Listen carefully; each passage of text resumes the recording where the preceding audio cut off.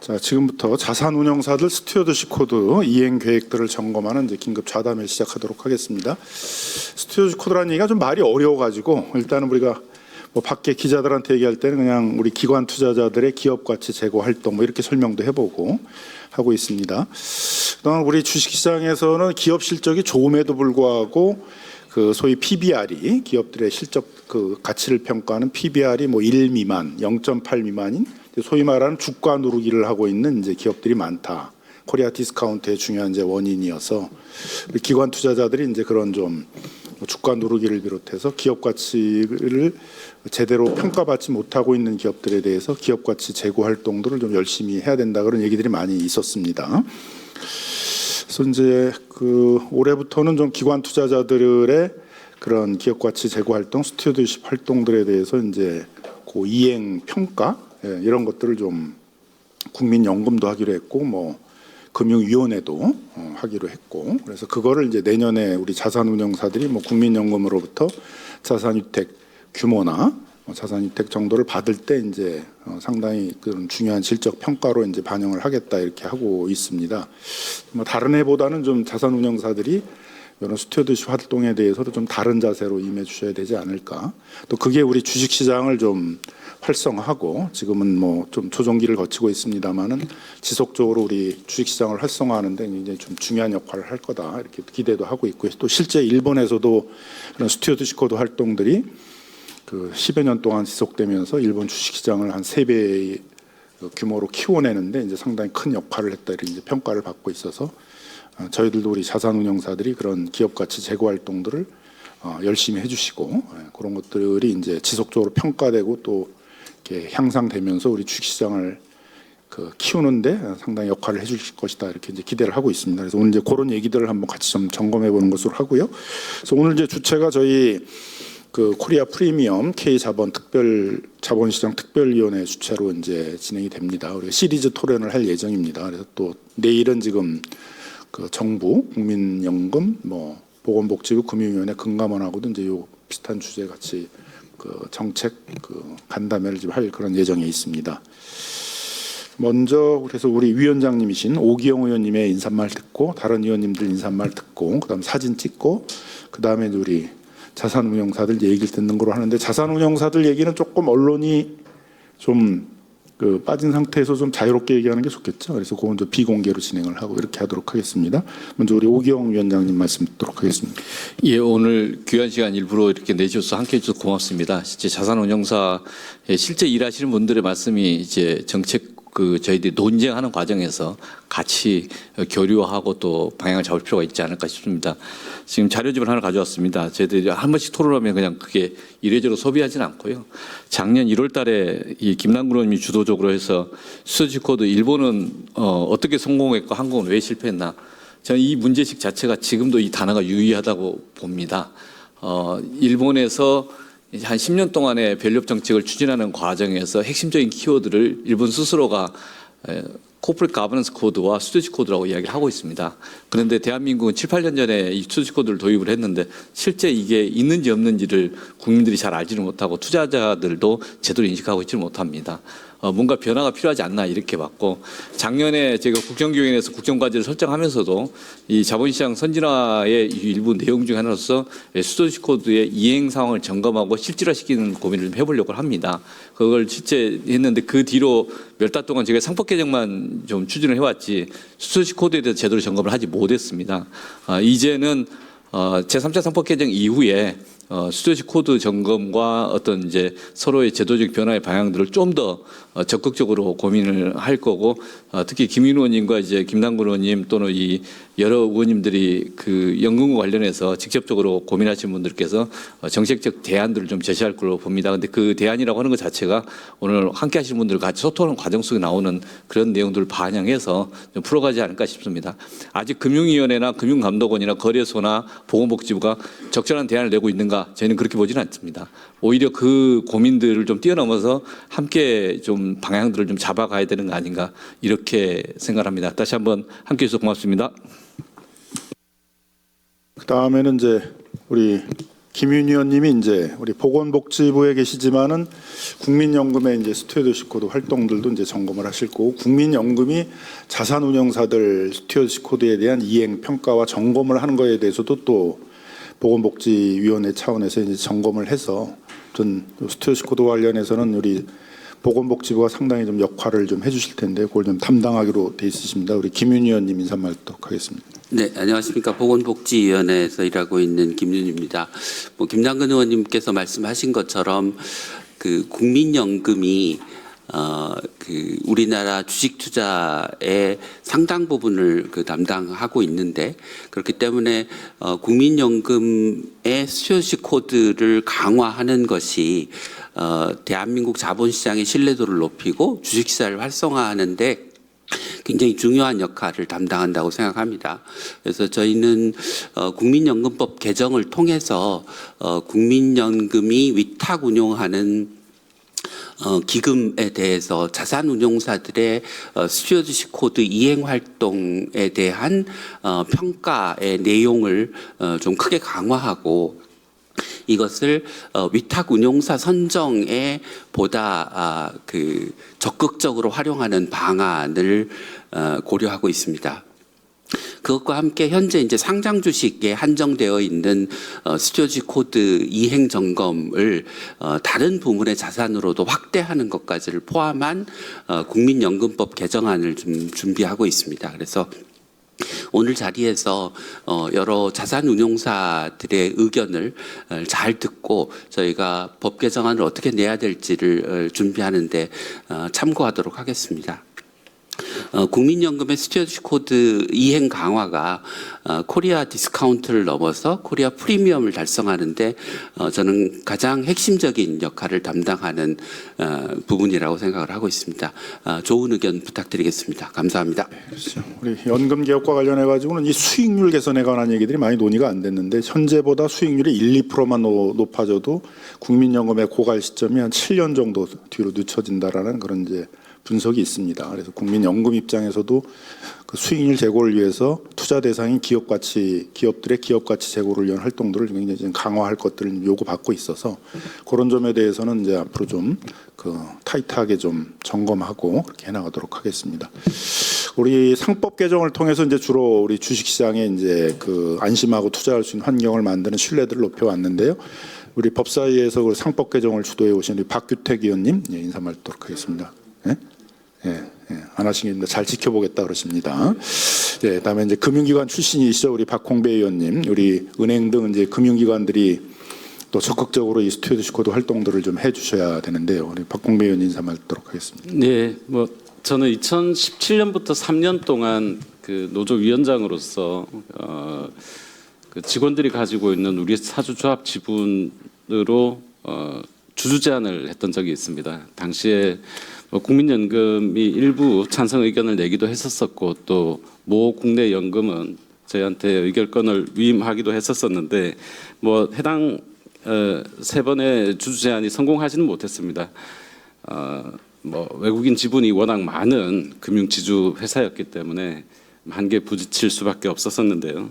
당시에 좀 서운했던 것은 국내 자산운용사들이 거의 동의를 안 해주셨다라는 점이 아직도 상당히 좀 아쉬운 점으로 남아 있습니다. 어쨌든 기관 투자자들 입장에서는 지금 이제 어제 오늘 상당한 충격을 좀 받고 있기는 하지만 앞으로의 대한민국 자본시장에 대한 기대들이 상당히 높은 것도 사실일 것 같습니다. 또 한편으로는 이 스튜어드십 코드라는 것이 우리 각각의 회사의 지금 처한 입장에서는 모 회사 또는 자본이 일부 있는 이 총수 내지 그룹 간의 이런 관계들 때문에 이해상충이 발생하는 지점도 있겠지만, 전반적인 방향에서는 국민연금에서부터 자산운용사들까지 스튜어드십 코드가 강화되는 것이 우리 자본시장 그리고 주가 상승 자본시장의 확대 이런 측면에서 반드시 필요하다, 이런 점에 대해서 아마 다들 동의하시는 분들께서 이 자리에 오셨지 않았을까 싶습니다. 기업 지배구조 또 투명성을 강화하고 기업 가치를 높이기 위한 이런 활동들에 우리 자산운용사들께서 앞으로 적극적으로 함께해 주시기를 기대하겠습니다. 이상입니다. 예, 우리 정무위원회에서는 지금 금융기관들이, 금융회사들이 자체적으로 스튜어디스 코드 활동들을 좀 강화하도록 하는 금융회사 지배구조에 관한 법률 개정도 지금 추진을 하고 있습니다. 우리 정무위원회에서 그 금융기관들의 스튜어디스 코드 활동들을 좀 적극적으로 한지를 앞으로 계속 잘 점검하고 지속적인 활동을 해주실 텐데, 우리 이강일 의원님 인사말 듣도록 하겠습니다. 세계 증시에서 한국 중심만 어제 오늘 그냥 엄청나게 출렁거리고 있습니다. 아직 체질적인 부분에 투자자들의 체질적인 문제가 조금은 좀 아쉬운 부분이 있습니다. 그런 의미에서 우리 스튜어디스 코드가 우리 대한민국 주식시장의 투자자들의 어떤 능력이나 이런 것들을 제고하고 투자자 비율에 대해서 개인이나 그다음 외국인이나 그다음 기관 투자자 비율 같은 것들 좀 조정해 나가면서 좀 투자자들 토양 자체를 좀 다시 다지는 계기가 되지 않을까 이런 생각을 합니다. 말씀 잘 주시고 어떻게 하는 게 좋은 건지 잘 듣고 우리 오기영 위원장님과 김남근 의원님 그리고 우리 K자본시장위원회 분들과 함께 잘 준비해 나갈 수 있도록 하겠습니다. 여러분 오시는 작업 수고 많으셨습니다. 감사합니다. 언론에서도 활동을 하셨고 우리 과방위에서 지금 계시는데 또 우리 주식시장 이런 데 대해서도 관심을 갖고 많이 지금 모니터링을 해오고 계시는데 우리 이영기 의원님 인사말 듣도록 하겠습니다. 예, 저 국회 과방위 이은기 의원입니다. 사실 저는 뭐 이쪽 전문가는 아니에요. 근데 제가 저희 특위 확대하면서 좀 하고 싶다고 말씀을 드렸는데 그냥 저는 국민 눈높이에서 저같이 얘기한 사람도 좀 필요하다고 생각을 했어요. 그래서 여기 이제 함께하게 됐고 저도 스튜어디스 코드에 대해서 제가 보니까 사실 국민연금이 제일 중요하잖아요. 근데 제가 보니까 국민연금이 여전히 뭐 보건복지의 강한 통제하에 있고 수탁 책임 전문위원회도 약간 어떤 구성에 약간 문제가 있어서 적극적으로 역할을 못하는 것 같고 제 기억에는 여기 김남근 의원님도 역할을 했지만 대한항공 2019년 건 같은 경우에 그 조양호 회장 이사 선임 부결한 건이 좀 상징적인 건이었던 것 같긴 해요. 그래서 그 국민연금의 이런 큰 틀에 역할을 할 수 있는 좀 환경을 만들고 그리고 또 한축은 이 자산운용사들의 역할이라고 생각해요. 그래서 오늘 이걸 좀 이행하기 위해서 어떤 애로사항이 있는지 좀 허심탄회하게 듣고 국회에서 역할을 할 수 있는 건 같이 좀 해서 좀 이게 정착할 수 있도록 했으면 좋겠습니다. 네, 감사합니다.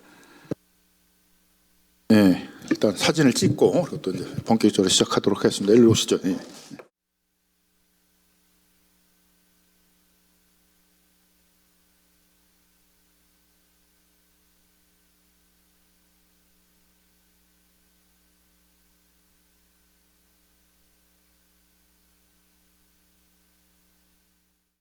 그래서 오늘은 좀 자유롭게 얘기해 보기 위해서 또 우리 금융위원회나 금감원이나 뭐 국민연금이나 이렇게 오면은 또 우리 자산운용사들이 좀 얘기하는 게 좀 어려울 수 있어서 이제 한 분도 오시지 말라고 그러고 우리 자산운용사들만 주로 오셨는데요. 그래서 네, 우리 자유롭게 좀 얘기하기 위해서 우리 언론께서 좀 협조를 해주시면 지금부터는 좀 비공개로 진행을 하도록 그렇게 하겠습니다. 뭐 필요하면 뭐 끝나고 백브리핑 같은 걸 통해서 요약된 얘기를 말씀드리도록 하겠습니다. 네, 자, 다 정리되신 거죠? 자, 그러면은 자 우리 자산운용사들 아까 이제 말씀드린 것처럼 이제 국민연금도 뭐 예전엔 이제 스튜어디스 코드 평가할 때는 그냥 획일적으로 2점, 뭐 5점 뭐 이렇게 줬는데 앞으로는 이제 그렇게 안 하고 반드시 그 자산운용사들의 스튜어디스 코드 활동 자체도 열심히 했고 성과 이런 걸 보고서는 이제 그게 점수의 차이를 둬서 평가를 하겠다라고 이렇게 하고 있고 국민연금이 그렇게 잘하고 있는지는 또 우리 보건복지에서 또 보건복지부에서 평가를 하고 저희도 또 국회에서도 점검을 할 그런 예정입니다. 그래서 좀 남다른 각오로 좀 해주셔야 될 것 같고 그래서 각자 어떤 활동을 하시려는지 특히 이제 요즘 주목을 받고 있는 거는 주가 누르기를 하고 있는 PBR이 뭐 0.81 미만의 그런 기업들에 대해서 이제 어떻게 기업 가치 제고 활동들 주가 누르기 이런 것들을 좀 해소해 줄 것들을 요구할 것인지 또 전통적으로 하는 그런 과다한 임원 보수 지급 같은 것들에 대해서는 또 어떻게 또 많이 하고 있는 것 중에 하나가 이제 배당 성향이나 이런 게 낮을 때 이제 뭐 PBR도 관련이 있습니다만 이제 그런 것들을 어떻게 할 건지 특히 우리가 지배구조 개혁에 관해서는 상법 개정을 했습니다만 실제로 또 그렇게 뭐 바로 법이 개정되면 뭐 바로 하는 것들이 아니기 때문에 특히 지배구조에 문제가 있는 또 이 합병 분할 이런 과정 속에서 그런 기업의 어떤 이사의 충실음 뭐 이런 것들을 제대로 이행하지 않은 주주들에게 피해를 주는 그런 지배구조에 문제 있는 기업들에 대해서는 또 어떤 대응들을 할 것인지 뭐 이런 얘기들을 조금 자유롭게 얘기해 주셨으면 좋겠는데 어디가 먼저 하시면 좋을까요? 제일 열심히 한 데가 하면 좋은데 제일 열심히 한 데가 주로 다 써오신 분들이 아닌가 이렇게 생각은 드는데 맞나요?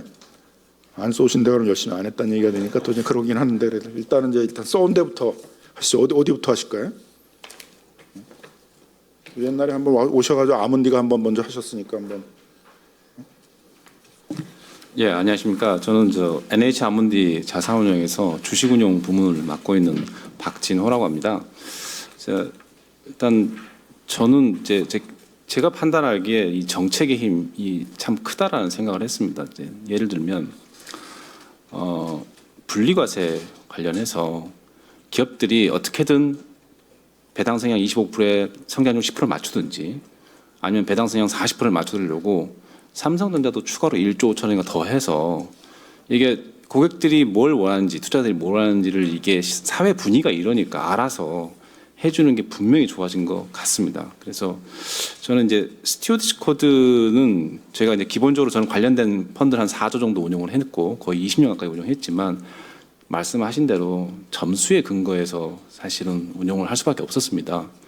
저희가 뭐 혼자 힘으로 기업에 가서요 이렇게 저렇게 할 수 있는 게 한계가 있었던 것 같고요. 근데 이제 앞으로 더 강화한다 그러면 기업에 가서 계속 쓴소리를 더 하라는 뜻으로 해석되는데 저는 그거는 조금 시간을 두고 하는 게 좋지 않나 이런 생각을 하는 게 사실은 이제 기업들도 열심히 하는 거고 좀 기본적으로 자본 차익을 추구하는 펀드를 운영하기 때문에 기업가 정신도 존중을 사실은 해줘야 된다 생각을 합니다. 그래서 제가 볼 때 제일 좋은 방향은 대주주의 이익과 소액주주의 이익이 일치하는 정책을 만드는 게 제일 좋다. 저는 그게 대표적인 게 분리과세였다고 생각합니다.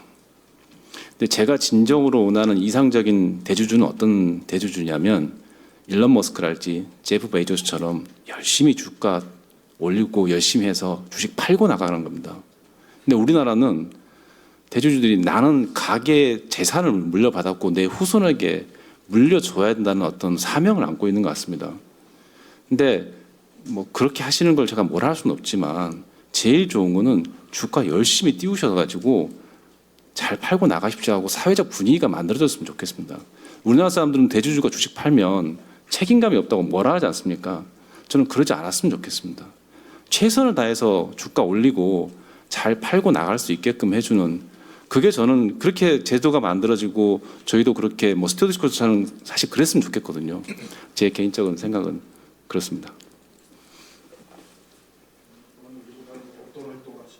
예. 그러니까 아까 얘기했던 주가 누르기 뭐 그런 네. 의심받는 기업들도 있고 네. 지배구조 여전히 뭐 회사들 횡령 배임 뭐 이런 거 했는데도 이사나 이런 데 남아가지고 회사에 큰 피해를 입히고도 이사하는 그런 기업들도 있고 회사의 실적에 비해서 너무 과도한 임원 보수 같은 거 하는 데들도 있어서 어떤 임원 보수 기준 같은 걸 만들어야 되는 기업들도 있고 네. 국민연금이 이제 일단 이런 기준 갖고 하고 있잖아요, 그죠? 네네. 또 사회적 비난이 높은 뭐 산재가 많이 발생한 데라든가 뭐 환경 오염 뭐 이런 것들 있는 기업들이 있어서 그런 또 사회적 그 비난 뭐 이런 것들도 기업 가치에 영향을 줘서 기업 가치가 낮게 평가되고 그럴 수 있으니까. 지금 말씀하신 것은 저희 다 내부 의결권 행사 기준에 다 반영해서 임원 보수랄지 그다음에 횡령 배임은 자연히 저희가 반대 검토를 하고요. 올해 중점은 말씀하신 주가 누리기 쪽에 좀 더 관심을 가지고서 회사와 소통할 생각입니다. 그래서 PBR이 0.8 이하 이게 좀 기준 어쩌다 보니 기준이 된 것 같은데 그런 기업들의 자본의 효율적 사용 플랜을 제시를 하시든지 아니면 배당을 높일 계획을 하시든지를 집중적으로 올해 부탁을 할 생각입니다. 뭐 열심히 하시는 것 같긴 한데 너무 막연하다 내용이. 네.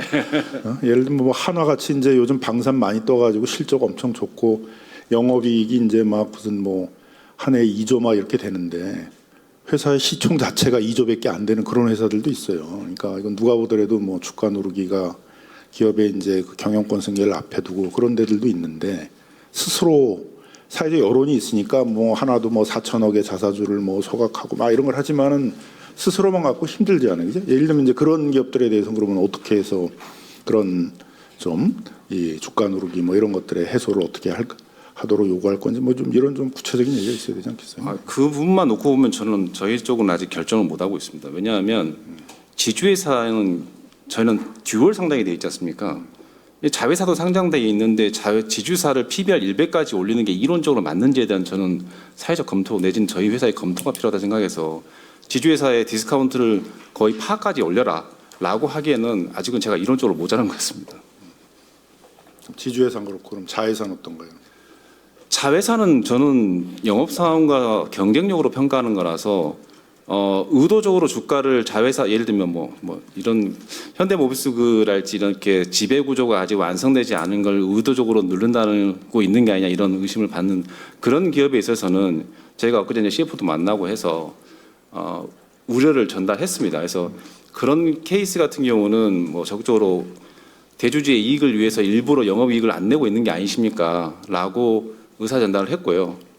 그런 활동을 하고 있습니다. 네, 그러시죠. 뭐 조금 또 좀 명쾌하게 좀 얘기를 해주시는 데가 있으시면 어디 가실까요? 그 다음에는 이게 무슨 자료를 작성해야 되는 그러시죠. 예, 그러시죠. 말씀으로 드려도 예, 그러시죠. 일단은 이제 올해는 좀 주가 누르기가 의심되는 PBR 뭐 1 미만이나 0.8 미만에 대해서는 좀 주목해서 투자주 활동을 하겠다. 이제 그런 의사는 좀 말씀해 주신 것 같고 우리 아몬디 같은 경우는 쿼드. 예, 쿼드 자산운용의 김지열입니다. 저희가 실제로 이제 저 같은 경우는 행동주의 펀드를 아예 지금 운용을 하고 있어가지고 어떻게 보면 이쪽에 더 관여를 하고 있는데요. 저희가 실제로 회사를 만나 보면 그런 겁니다. 주가가 어떻게 이렇게 주평가가 될 수 있냐 이해가 되지 않는다라고 말하면 대부분 이렇게 앞에서는 절대 저희도 이해가 안 됩니다 이렇게 말씀하시고 그냥 하거든요. 근데 저희가 실제로 이제 중요한 사안에 대해서 그 기업의 어떤 저희랑 협상을 해주시는 내부 이제 협상가와 얘기를 할 때는 이제 저희도 회의를 하다 보면 친해지니까 절반 이상이 하시는 말씀이 오너가 주가 오르는 거 안 좋아해요. 이렇게 그냥 말씀을 하십니다. 그래서 저도 알고 있었으니까 그에 대해서 뭐 그냥 어이없어 하고 이제 넘어가는 건데 결국은 왜 그러냐를 생각해 보면 저희가 올해 상반기에 그 자사주 소각 의무화 법안을 해주신 것도 굉장히 감사드리지만 저희 하반기 꼭 이 주가 누르기 방지법이 필요하다고 생각하는 게 결국에는 저희도 운용사지만 그 경영을 하신 분들은 결국엔 다 인센티브의 동물이지 않습니까? 그러면 그들의 입장에서 생각해 보면 결국에는 이제 세금이 이슈인 거죠. 그러면 지금 많은 기업들이 2세에서 3세로 넘어가거나 아니면 1세에서 2세로 넘어가는 우리나라 기업들이 있는데 그들이 결국에는 그 상속의 이벤트가 발생하는 전후 2개월 주가만 낮으면 그들의 목적은 소기 달성하는 거고 앞으로 자기 자식한테 물려줄 30년, 40년 동안은 또 이제 태평하게 가는 것이겠죠. 그러다 보니까 이제 이런 일이 생기는 건데 저희가 실제로 지금 두 가지 기업에 대해서 중요 관여를 하고 있습니다. 한 기업은 좀 큰 기업인데 시가총액의 한 70%가 현금이었고요. 그다음 PER은 4배 뭐 이런 기업이었습니다. 그리고 나머지 하나는 보유 현금이 시가총액이 2배가 있습니다. 그 회사가 뭐 적자가 나는 기업도 아니고 매년 PER 기준으로 한 10배 정도 받는 기업이고 자사주까지 20% 있는 기업인데 어떻게 이렇게 저평가가 될 수 있는 거냐. 저희도 이제 투자자로서 지분 취득해가지고 찾아가서 IR도 안 하는 회사였습니다. 그래서 문의를 드렸더니 저희도 이해가 안 된다. 뭐 답을 알려달라고 하는데 그 뉘앙스를 봤을 때는 대략 우리 모두가 상상하고 있는 그런 분위기인 겁니다. 이 회사 안에 그 6,500억의 현금이 있는데 시가총액이 3,000억이었거든요. 그래서 그 현금과 이 영업 자산을 싸게 자식에게 물려줄 수 있다고 하면 저도 그게 옳고 그름을 떠나서 그들의 마음도 이해는 됩니다. 그래서 꼭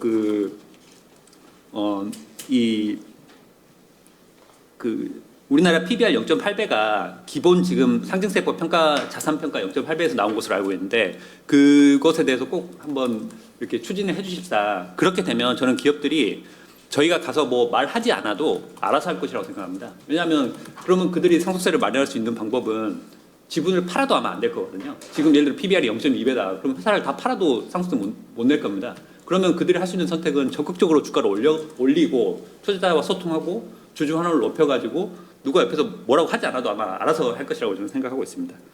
그리고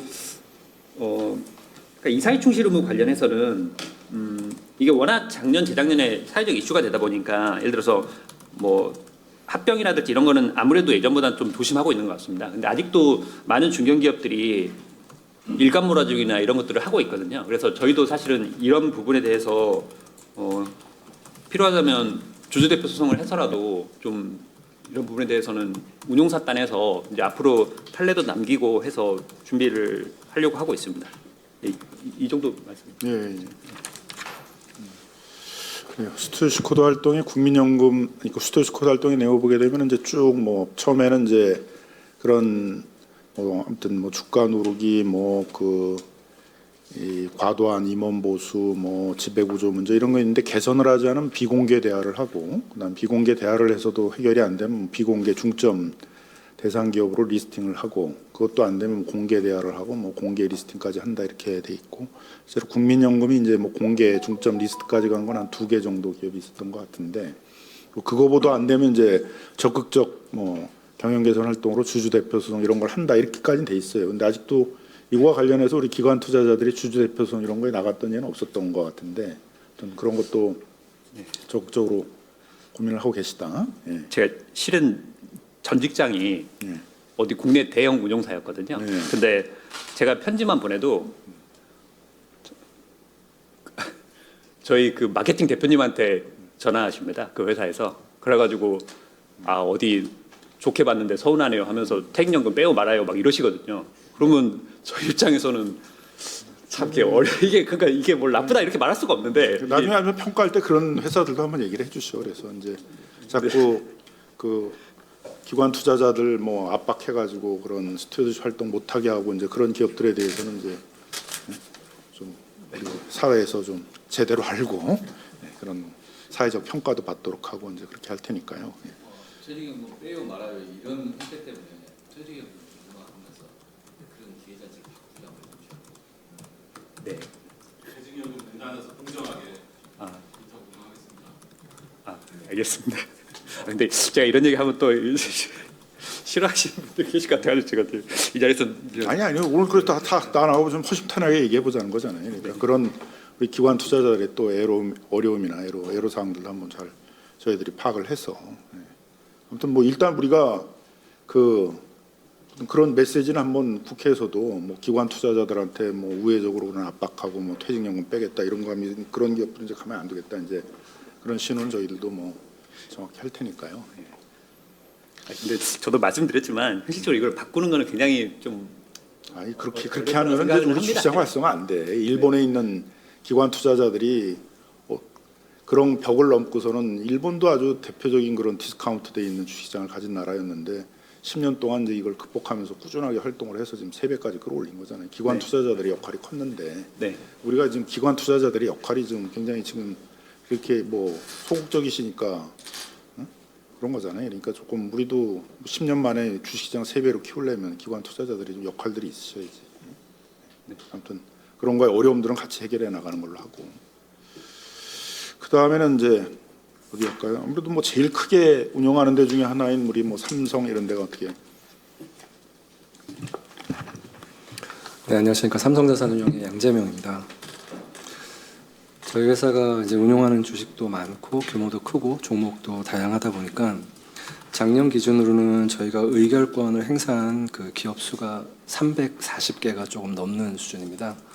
그래서 저희 내부적으로는 또 전담 조직도 갖추고 또 시스템도 갖추어서 실행은 하고 있는데 워낙 많은 수의 의결권을 또 이제 정해진 기간 안에 행사를 하려다 보니 저희가 내부적으로 어떤 개인적인 역량보다는 외부의 자문기관도 다수를 활용하고 있고 내부적인 원칙과 프로세스 그리고 중대한 사안의 경우에는 주택자책임관리위원회에서 의사결정을 하는 구조를 갖고 있습니다. 그럼에도 불구하고 최근에 우리 이제 상법 개정이라든지 정부의 강력한 정책적 의지가 시장의 그 기대감에도 많이 부응했고 또 최근에도 또 자본시장의 어떤 뭐 주가 상승이라든가 이런 부분에도 많이 기대가 반영돼 있다고 생각을 합니다.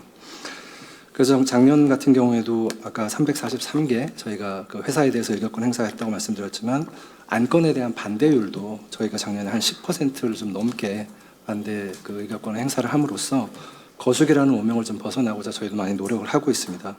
그리고 실제적으로도 기업과의 그 인게이지먼트 활동을 통해서 적극적인 소통 활동을 하고 있고요.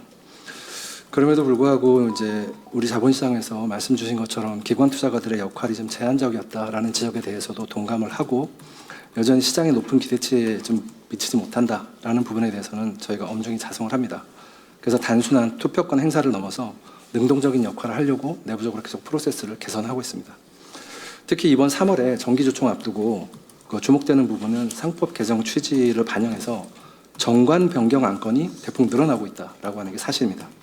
그래서 이런 부분이 주주의 권익을 보호를 명분화하고 배당 절차를 개선하거나 이사회의 책임을 강화하거나 하는 내용을 정관에 삽입하는 것은 기업이 시장에 보내는 일종의 약속이다라고 생각을 하고요. 이러한 제도적 수용이 코리아 디스카운트 해소를 위해서 가장 기초적이고 필수적인 첫 단추다라고 보고 있습니다. 저희는 이런 정관 문구상 변화뿐만 아니라 근본 주총 의결권 행사에서 실제 경영 현장에서 실질적 변화가 이어지는지를 계속 모니터링하고 기업들과 적극적으로 소통을 할 계획입니다. 그래서 끝으로 금년 하반기에 또 계획되어 있는 스튜어십 코드 이행 평가에 대해서도 저희 내부적으로도 계속 철저히 좀 준비를 할 걸 약속드리고요. 특히 이번 점검이 저희 삼성자산의 수탁자 책임 수행 체계가 한 단계 더 업그레이드 될 수 있는 계기가 되도록 준비하겠습니다. 감사합니다. 근데 조금 한번 얘기가 나오셨으니까 정관 변경들을 주로 많이 하고 있다는데 이게 어떤 취지입니까? 어떤 내용들입니까? 이제 이번 상법 개정 취지 반영해서 이게 좀 대주주하고 소액주주들하고의 어떤 공정성에 대한 부분 이런 부분도 좀 저희가 커버를 할 수 있도록 하는 부분이 있고요. 그리고 아직 통과되지는 않았지만 이제 자사주 소각 부분이나 이런 부분들도 좀 감안을 하고 있는 걸로 저희가 파악하고 있습니다. 자사주 소각 관련해서도 정관 변경 이런 걸 하는 회사들이 많이 있습니까? 지금 자사주 관련돼 가지고는 아직은 미미하고요. 지금 저희가 지금 분석하는 한 100개 정도 지금 손들고 있는데 한 서너 개 정도만 기존에 합병 과정에서 나왔던 그 주식 관련된 부분만 현재는 하고 있는 것 같고요. 그렇습니다. 혹시 그냥 정보 상황 공유 차원에서 말씀드리면 그 자사주 상법 개정안이 오늘 국회에서 전부 이정이 됩니다. 그리고 저희들이 희망은 내일 국회에 통과되고요. 희망은 실무적으로는 준비를 하고 있는 걸로 알고 있습니다. 가급적 최대한 빠른 시일에 그 관보에 게재되는 순간에 발효되는데 이미 그 일정을 내일 한번 국회에 통과된 걸 보시면 그러면 이제 그걸 전제로 해서 지금 3월달 주총 준비하시는 분들이 계속 질문이 많으셔서 잠깐 말씀드립니다. 그렇죠. 그리고 한 가지만 6개월 말씀하시죠. 한 가지만 더 저희가 제안을 드리면 저희 삼성자산에 해당하는 사안일 수도 있는데 이제 워낙 많은 안건을 해결을 하려다 보니까 그 전자투표를 실시하는 회사가 있고 그렇지 않은 회사들이 있는데 그 걸리는 시간이 굉장히 차이가 많이 납니다. 그래서 가급적 많은 그 상장사들이 그 기업들이 전자투표를 좀 도입할 수 있으면 저희 기관 투자가들 입장에서도 좀 더 효율적으로 빠르게 의결 사항을 좀 대응할 수 있을 것 같습니다. 개정 1, 2차 개정 상법에 의하게 되면 어쨌든 일정 규모 이상에 대해서는 전자 주총과 현장 주총을 병행하도록 되어 있는데 그건 먼저 그것도 스튜어드십 코드 활동 중에 좀 중요한 요구 활동이 돼야 되지 않겠어요? 법도 그렇게 하고 있는데 전자 주총을 병행하도록 요구하는 그런 활동들도 꼭 좀 들어가 주셨으면 좋지 않을까 생각이 드네요.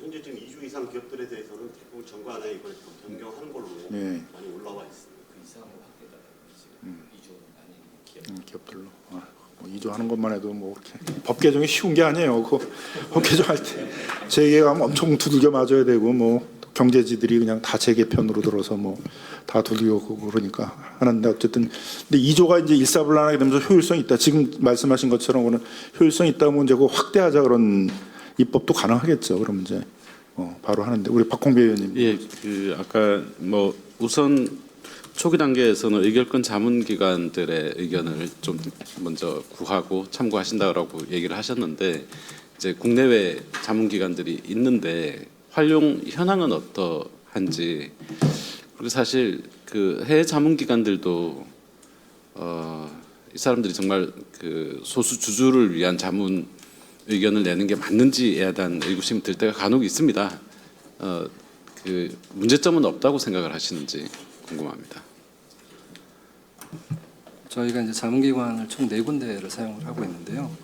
그 모든 안건에 대해서 모든 자문기관에 저희가 다 이제 뿌려서 자문을 받고 있지는 않고 의안의 그 특성에 따라서 자문기관들을 조금 배분해서 쓰고는 있는데 아무래도 그 자문기관별로 어떤 판단의 근거나 성향 이런 거에 따라서 좀 다른 의견을 주실 때가 꽤 있습니다.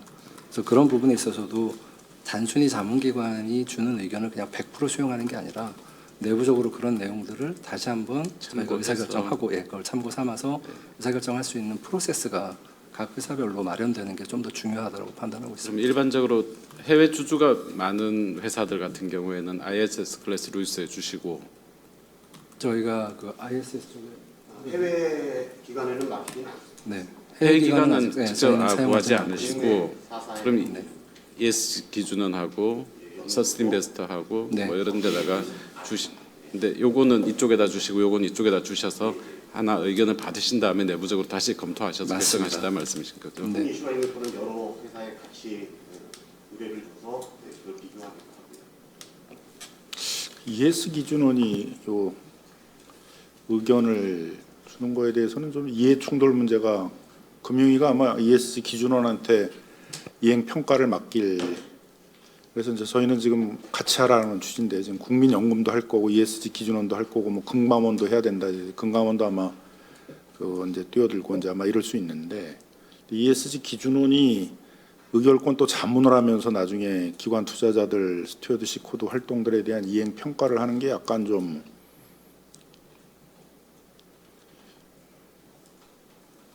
적극적인 이행 평가를 못하게 되는 이제 그런 요인이 있을 수가 있어서 그게 양면성이 있는 것 같습니다.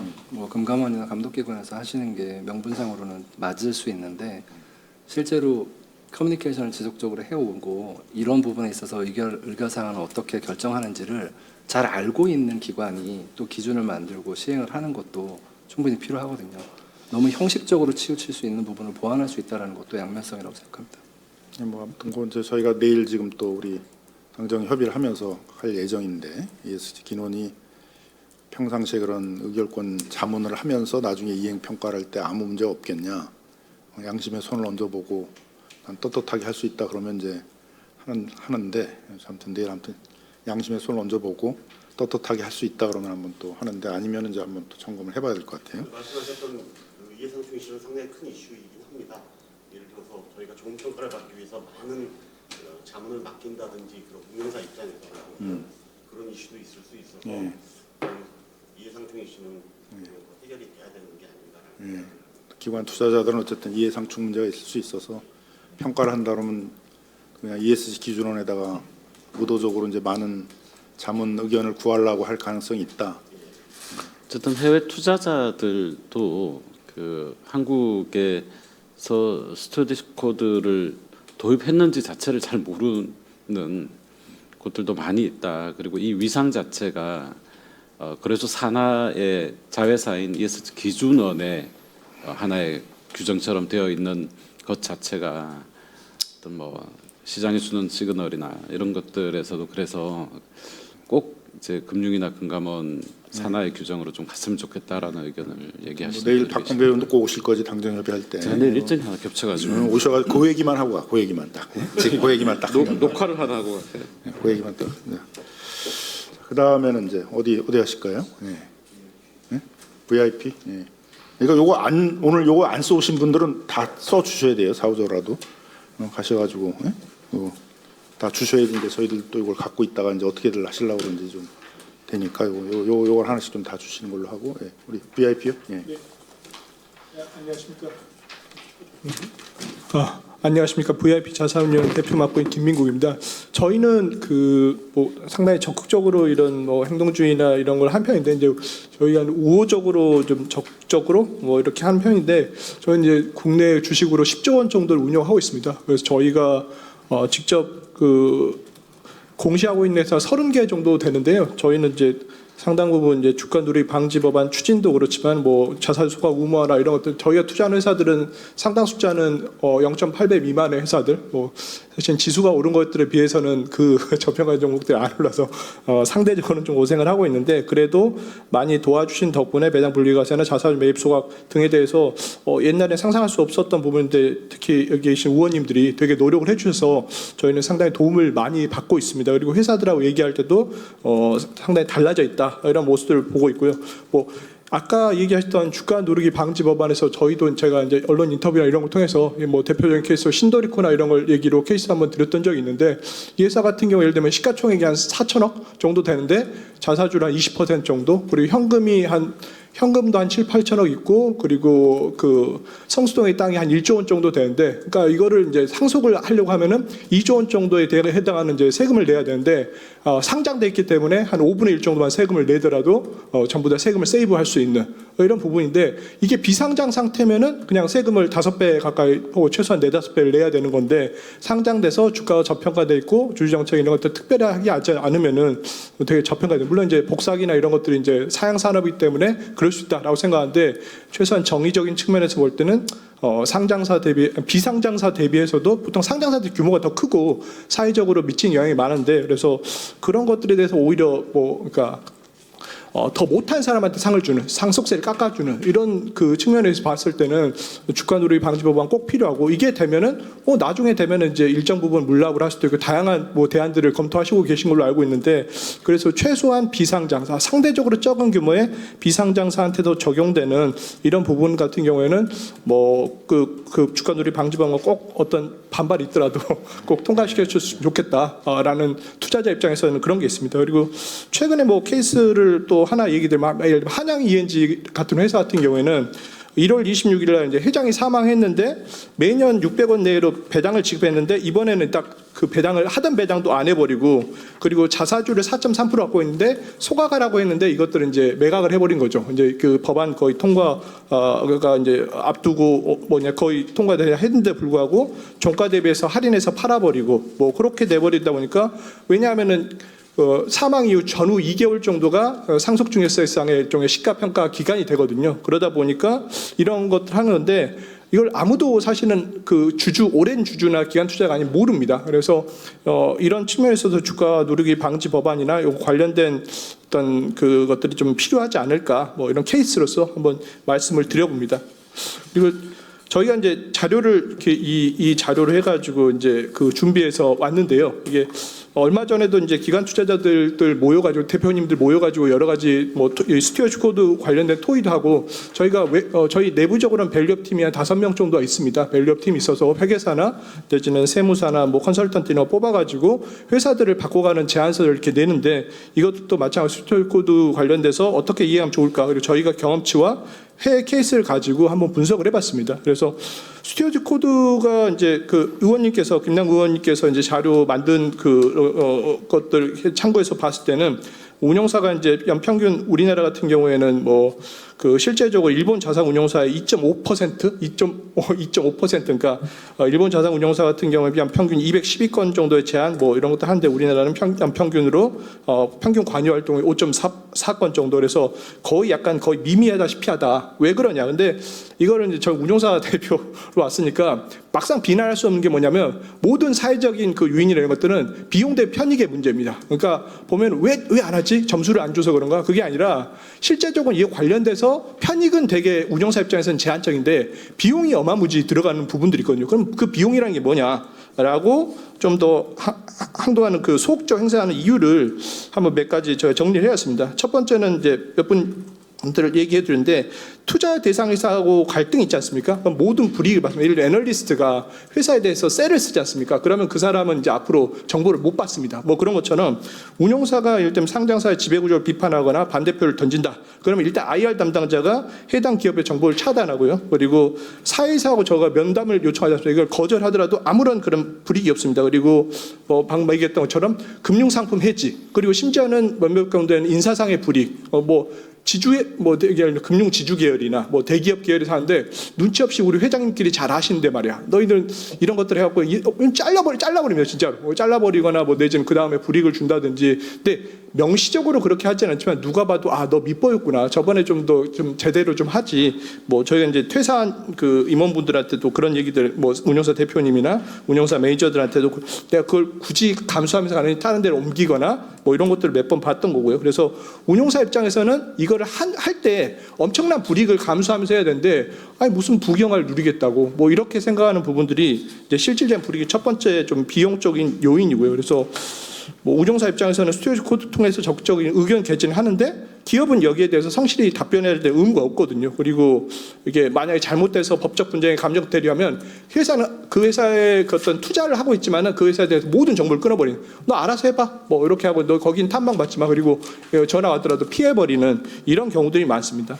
두 번째로 좀 그 최근에 운용 경영 관련된데요. 뭐 여러 대형 운용사들 최근에 자금들이 대부분 늘어나고 있는 건 패시브 펀드들이 많이 늘어나고 있습니다. 그러니까 액티브 펀드는 그나마 내가 이 포트폴리오를 골라서 적극적으로 운영하고 이런 것들인데 패시브 펀드는 내가 고른 게 아니라 고객들이 골라서 들어온 거기 때문에 그리고 잘못됐다가도 굳이 그 종목을 매도하거나 매수할 그런 동기가 없거든요. 그렇기 때문에 좀 더 그 행동주의 펀드 수준의 심도 깊은 그러니까 의견을 모아서 어떤 운용사가 행사하는 부분들이 있지만은 상대적으로 볼 때 이제 어떻게 생각하면은 그게 잘 되더라도 나한테 별로 좋은 게 없거나 무임승차가 되는 게 오히려 나은. 그래서 구조 자체가 좀 더 액티브하게 내가 종목을 고른 것보다는 패시브하게 고르는 구조로 바뀌어간 것도 하나의 좀 더 원인인 것 같다. 이런 부분이 있고요.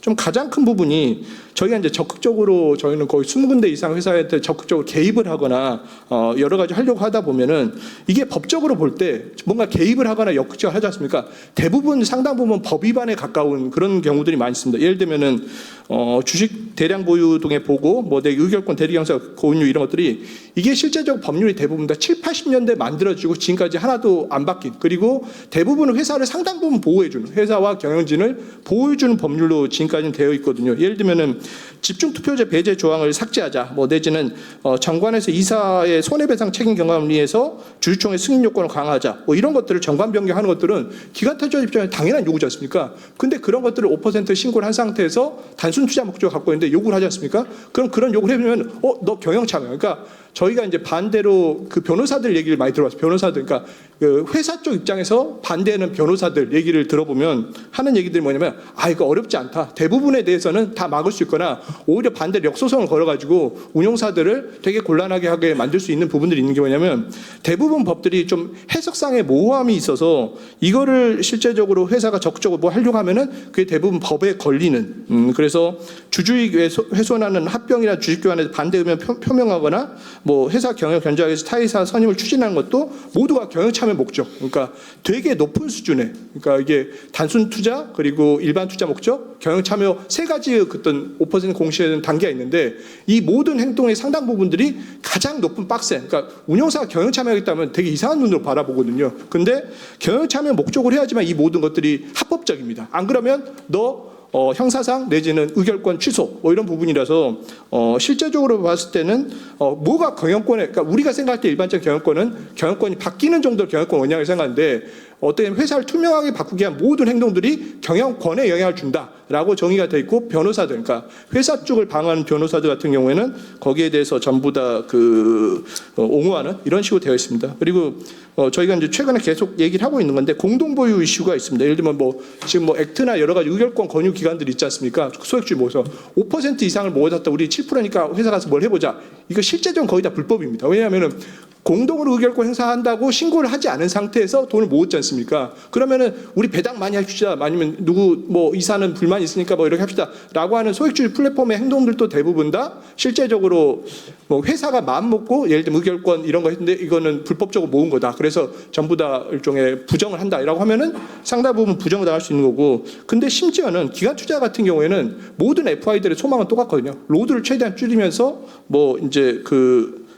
그 회사의 어떤 뭘 바꿔보고 싶은 건데 그 부분에 대해서도 대부분 이제 얘기를 할 때 뭔가 협의를 하거나 이런 부분 하면은 5% 신고를 하지 않고 이걸 협의하게 되면 전부 다 불법적인 것으로 간주되게 되고 있습니다. 그리고 세 번째로는 의결권 대리 행사 권유 관련돼서도 저희 최근에 어떤 상장회사가 주총 안건을 황금 낙하산 조항을 넣었거든요. 그러니까 그러면서 그 작년도 이게 20배, 23배 정도의 어떤 황금 낙하산 조항을 넣었는데 이거에 대해서 반대하려고 저희가 언론이나 이런 거 인터뷰 뭐 이런 거 하려고 하다 보니까 로펌에서 그렇게 얘기했다고 이거 주식 권유 의결권 대리 행사 권유를 하지 않고 의견 표명을 하는 것만으로도 경영 참가로 오인받아서 그쪽에서 역공을 당할 수 있으니까 하지 않았으면 좋겠다. 아니 이 황금 낙하산 조항 말이 되느냐 이런 것들이 하지 마. 실제적으로 하고 대리 경영하고 모든 걸 해야지만 한다는데 그러면 이제 회사하고 각을 세우거나 언론에 대놓고 엄청난 에너지를 투여해야 하는데 그런 상식적인 부분도 현재로서는 과징금 및 형사처벌 대상이라 1년 이하 징역 또는 3천만 원 이하 벌금 대상이 되기 때문에 이것도 할 수 없다. 라고 생각합니다. 그리고 최근에 저희가 이제 운영사 사장님들이 만났을 때 가장 토론했던 게 아까 전자투표제 얘기도 나왔지만은 주총이 실제적으로 주총 소집공고는 개최 2주 전에 할 수 있거든요. 근데 우리나라는 슈퍼 주총대회라는 게 있습니다. 그래서 3월 말에 수백 개 이상이 동시에 하기 때문에 그리고 어떤 경우 의도적으로 지방에서 서울 사무소가 있고 저희 탐방할 땐 대부분 서울 사무소를 가는데 지방에 가서 실제적으로 9시에 주총 열고 이러면은 쉽지 않았던 부분들이 있습니다. 그래서 의도적으로 좀 막는 부분들이 있습니다. 그래서 좀 많이 얘기를 했는데 제도 개선 방안에 대해서 그래서 뭘 하면 좋으냐 외국 케이스나 이런 걸 얘기하면 첫 번째는 주주하고 협력 및 대화와 관련된 상장사의 의무를 좀 신설할 필요가 있다. 그러니까 지금은 지나치게 스튜어드십 코드라든지 이런 것들만 강조하는데 일본 같은 경우에는 여기에 대응해서 2014년도에 스튜어드십 코드를 도입하는 것들을 했는데 동시에 2015년도에 상장사의 주주 관련 경영 지침 기업 거버넌스 코드를 도입을 했거든요. 그러니까 일본 정부는 그러니까 투자자 기업과 대화를 하는 것들은 수탁자로서 저희가 돈을 맡아 운영할 정당한 의무인데 실제적으로 볼 때 기업 거버넌스 상장 회사들 같은 경우 여기에 대해서 충분히 대화하고 응할 만한 의무가 있다라는 걸 규정해 주는 거거든요. 그래서 투자자 밀고 기업이 당기는 그런 부분인데 국내 상장사들도 기업 거버넌스 코드를 의무화해서 주주를 단순 투자자가 아니라 좀 주주와 건설적인 대화를 제도할 수 있지 않을까 싶습니다. 그래서 일본에서 하고 있는 방법들은 뭐냐면 대화 담당 이사를 지정합니다. 예를 들면 사회이사나 내부 사회이사 중에서 어떤 주주가 대화를 희망한다라고 하면 그 사람이 어떤 주요 주제나 이런 거에 더 대항하고 어떤 답변을 해야 될 의무를 갖고 있습니다. 두 번째는 이제 대화 정책을 공시해서 주주와 건설적인 대화를 촉진하기 위해서 기업의 방침을 수립하고 이거를 이제 거버넌스에 보고하는 데 부분이고요. 그리고 또 하나는 이사의 피드백, 그러니까 이거를 의견 수렴했으면 반드시 이사가 가져가 가지고 이사에서 논의를 하고 거기에 대해서 피드백을 해야 될 의무가 있습니다. 그럼에도 불구하고 이런 것들을 안 했을 경우에는 나중에 스튜어드십 코드에 따라서 운영사나 이런 데서 반대 표결을 하는 게 합법적 내지는 권장되는 이런 부분들이 있어서 합법적으로 이제 손뼉이 이렇게 줄탁동시지 않습니까? 문제를 제기해도 되지만 문제를 제기하면 받아야 되는데 상당 부분 저희 운영사 사장님들이 토로하신 게 뭐냐면 이거 의결권 관련된 것들을 맡는 컴플라이언스 직원들이 상당 그만둔답니다. 왜냐하면은 이게 종이를 여기로 옮겼다 다시 옮기는 거 마찬가지로 얘기를 했는데 아무런 보람을 느낄 수 없답니다. 300개, 500개를 하는데 실제적으로 봤을 때 검토해서 얘기했지만 회사도 바뀌지도 않고 이게 무슨 의미인지 그리고 회사도 전부 다 무시하고 이런 부분들인데 회사가 그걸 바뀔 수 있게 답변할 수 있게 의무를 만들어 놓으면은 실제적으로 여기에 대해서 보람도 느끼고 회사가 바뀌어질 수 있는 제일 좋은 부분이지 않을까 싶습니다. 그리고 두 번째 부분은 이제 공동보유. 특히 이번에 주주총회에서 이거 얘기를 하려고 해봤더니 대부분 저희가 기관 투자자들하고 얘기하는 것들도 전부 다 이렇게 불법이라고 하더라고요. 그러니까 5%가 넘는데 협의를 하는 것만으로도 불법의 소지가 있다. 왜냐하면은 경영권을 탈취하기 위한 목적이 아니라 배당 올려라, 내지는 사회이사, 독립적 사회이사가 필요하다, 내지는 황금 낙하산 조항 이런 것들을 하나, 이런 부분 할 때도 뭐냐면 기관 투자자들끼리 사전에 얘기한 것들은 전부 다 불법이다라고 판단이 되는 경우들이 많다. 그래서 공동 보유 판단 기준을 상당 부분 완화해 주거나 그럴 필요 있다. 그러니까 경영권을 탈취하기 위한 목적으로 어떤 장기간에 걸쳐서 어떤 작업을 하거나 이런 걸 제외하고 예를 들면 배당이라든지 독립이사 선임이라든지 내지는 이사의 과다한 보수라든지 뭐 심지어는 ESG에서 환경오염이나 이런 걸 한다든지 이런 부분에 있어서 기관 투자자들이 문제를 제기하거나 이런 부분, 그러니까 이런 부분에 대해서는 상당 부분 아주 낮은 단계에서 이제 협의, 그러니까 단회성 그리고 특정 목적에 있어서 경영권에 어떤 직접적으로 해를 가하지 않는 정도, 경영권 바꾸지 않는 정도에 있어서는 상당히 허용해 주면 좋을 것 같다. 그래서 제가 케이스들을 얘기했는데 일본이나 영국이나 독일 같은 경우에는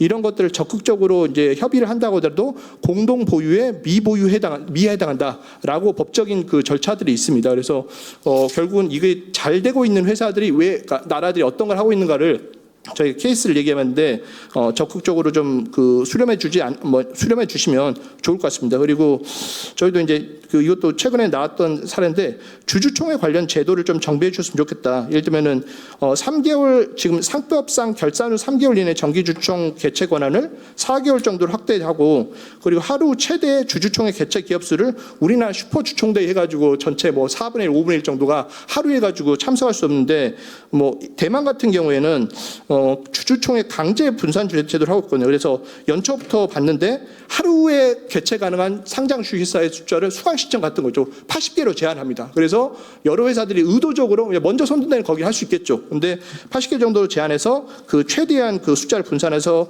대응할 수 있는 이런 부분들을 해서 하면 좋지 않을까. 그리고 기업 지배구조 평가 등을 우수 기업화한 것들은 원하는 날짜에 주주총회를 신청 가능하도록 일종의 베네핏을 준다든지. 그리고 지금 저희가 제일 황당한 게 우리나라가 IT가 제일 발달돼 있는데 주주총회 뭐 전자투표제 의무기업이 자산총회 2조로 돼 있습니다. 근데 아니 대부분 이거 보면 아주 저렴한 비용으로 오히려 그 오프라인에서 하는 것보다 이게 비용을 훨씬 낮출 수 있거든요. 그리고 법적으로 기록도 남고 논란의 여지가 없으면 소송의 가능성 높기 때문에 왜 2조 원 이상으로 하는지 2조 원 이상인 게 8%인가 그렇게 많지 않습니다. 상장기업 전체에서 볼 때. 근데 대부분의 오히려 그런 적극적 의결권 행사하는 것들은 제주도나 지방에서 9시에 하는 데들이 그리고 슈퍼주총대회 하는 데들이 오히려 주주총회에 참가가 필요한 데들이거든요. 이건 그 사실은 컴퓨터로만 하면 얼마든지 의결권 행사 가능한데 이거를 대폭적으로 하향 조정해서 그 주주총회 전자투표제 의무기업들 숫자를 늘려놓으면은 하지 않더라도 스튜어드 코드도 아주 활성화될 수 있을 겁니다. 그러니까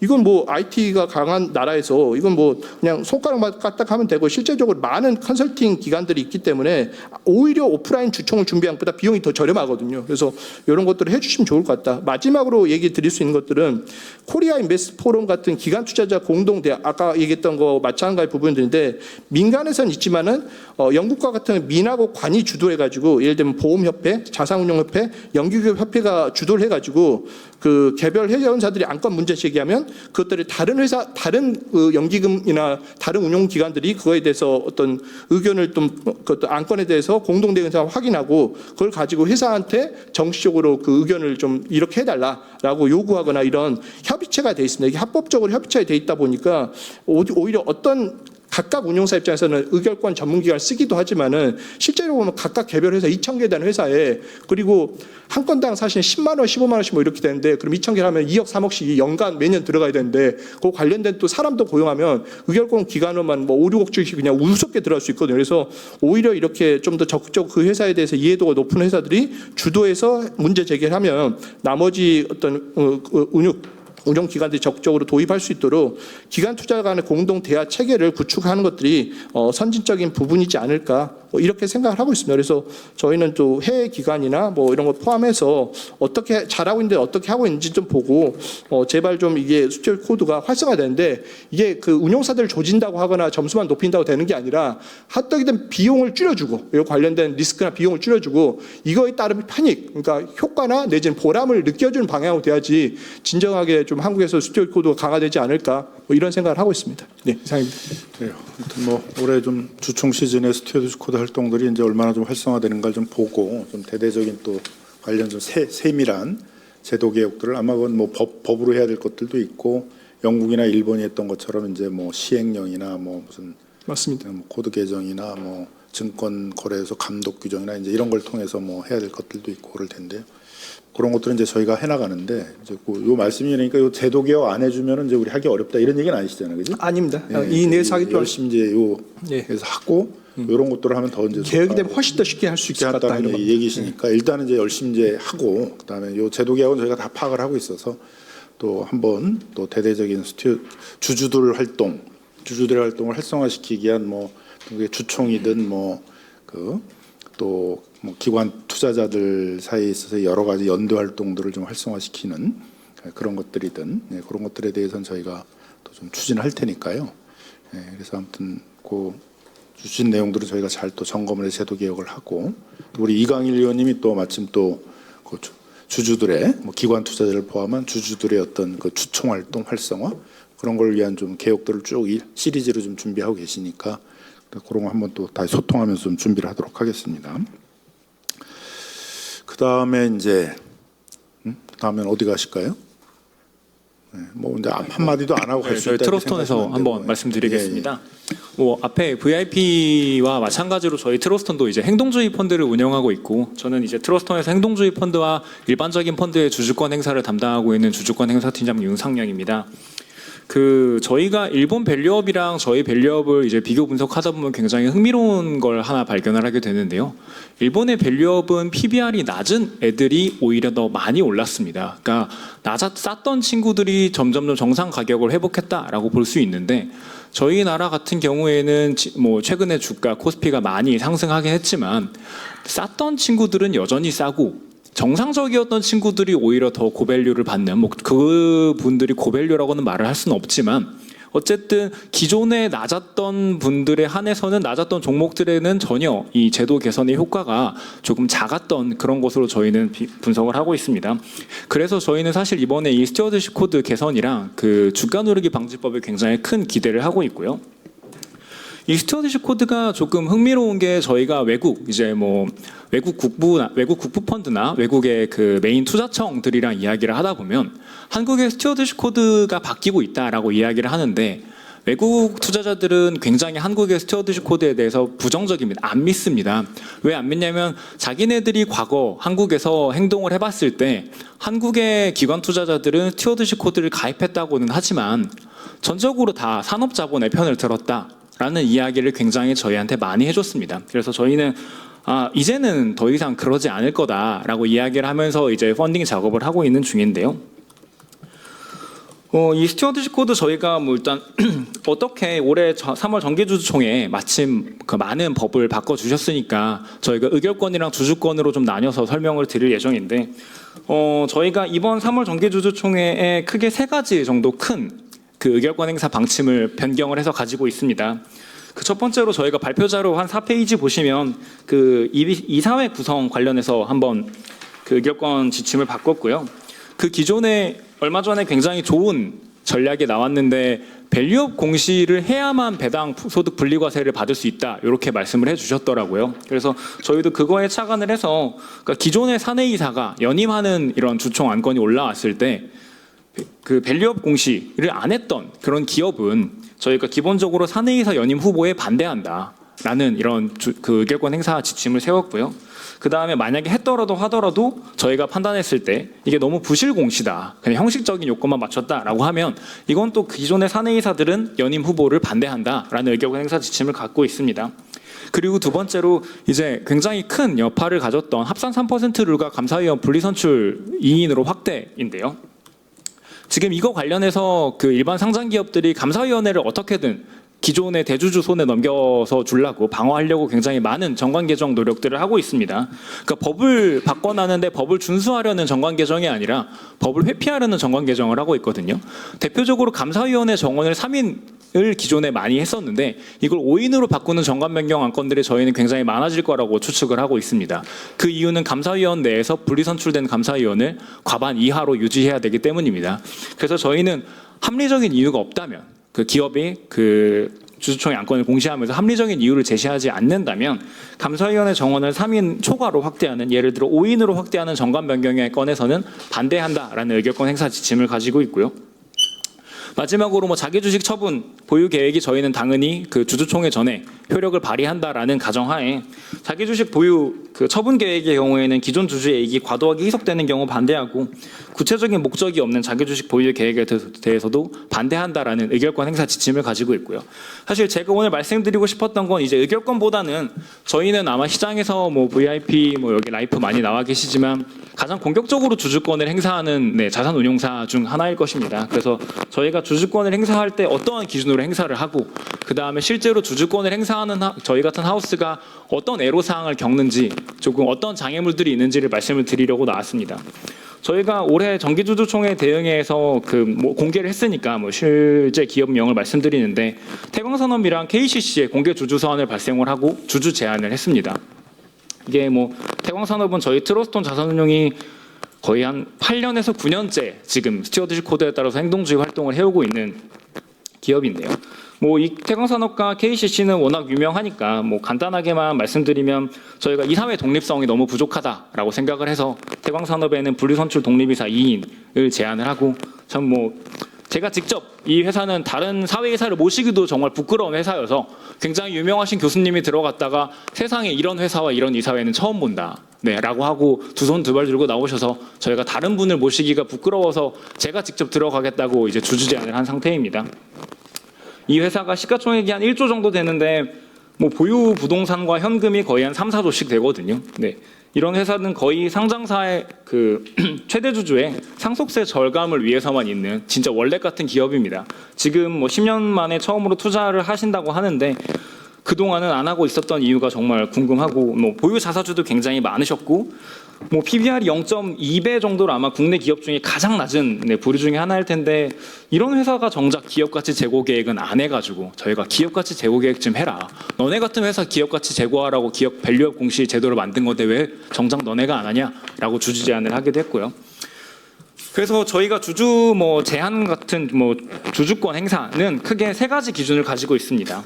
첫 번째로는 이사회 독립성. 저희가 스튜어드십 코드에 따라서 회사와 이제 4년간의 대화를 하면서 이사회의 독립성을 판단을 했을 때 이사회의 독립성이 극히 부족하다라고 판단을 하면 이사회에 저희가 주주로서 직접 주주 제안을 하고 다른 분을 모시려고는 시도를 하고 있고요. 그 다음에 두 번째로는 자본 효율화입니다. 국내 PBR이 낮은 회사들의 특징을 보면 굉장히 오래된 회사들이 많습니다. 저희가 당연히 기관 투자자인 만큼 아까 다른 분께서 말씀하셨다시피 창업자, 기업가 정신을 굉장히 존중합니다.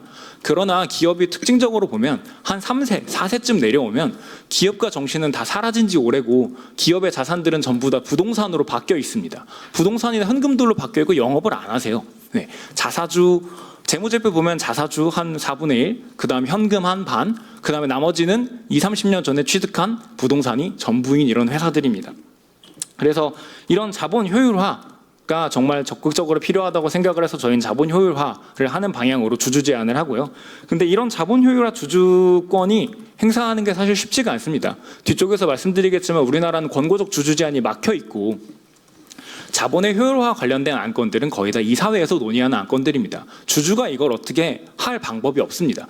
그래서 저희는 주주 제안을 하면서도 정관 변경으로 권고적 주주 제안을 승인하는 정관 변경 안건을 같이 좀 해달라라고 해서 패키지를 하고 있는데 뒤쪽에서 말씀드리겠지만 저희는 권고적 주주 제안이 입법적으로 좀 도입이 돼야 스튜어드십 코드에 따라서 기관 투자자들이 굉장히 주주총회에 다양하게 이런 자본 효율화나 이런 것들을 좀 언급할 수 있지 않나 라는 말씀을 드립니다. 그리고 세 번째로는 주주 환원의 적정성을 이야기로 드리고 싶은데요.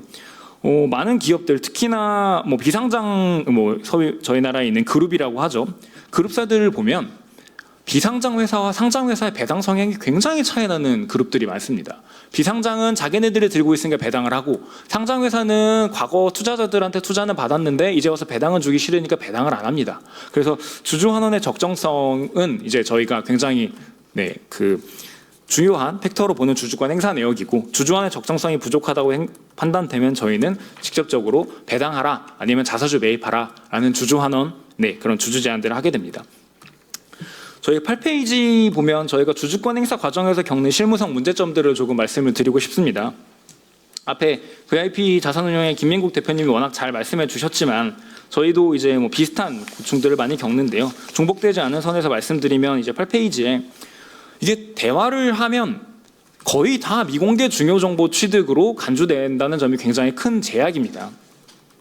과거 금융위가 스튜어드십 코드 관련 법령 해석집을 배포를 하면서 스튜어드십 코드에 따른 주주 활동 과정에서는 미공개 중요정보 취득의 가능성이 굉장히 높으니까 이거를 너네가 일정 기간 매매를 중단하거나 아니면 해당 정보를 기관 투자자가 공개하거나 상장법인이 공개한 뒤 거래해라 라는 이런 가이드라인을 내놓았는데요. 이게 실무상 사실 거의 작동을 할 수가 없습니다. 왜 그러냐면 기관 투자자가 대화를 할 때 예를 들어서 저희가 배당을 올리십시오라고 하면 회사가 고민해 보겠습니다. 근데 긍정적으로 고민해 볼게요 라고 하면 저희는 굉장히 애매한 판단을 해야 됩니다.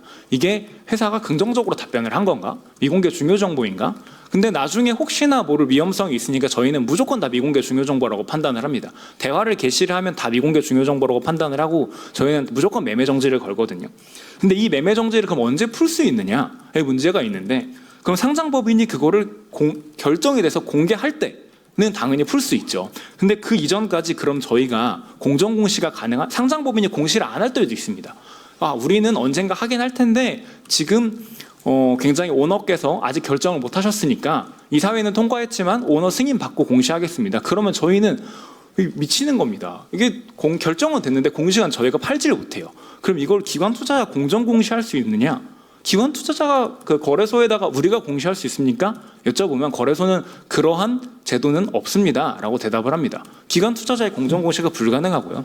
두 번째로 기관 투자자 공정 공시를 하기 어려운 이유 두 번째는 회사의 의사결정은 굉장히 단계적으로 이루어지는데 저희는 미공개 중요 정보라고 판단을 하고 했지만 회사는 언제든지 그걸 공시하지 않으니까 뒤집을 수 있습니다.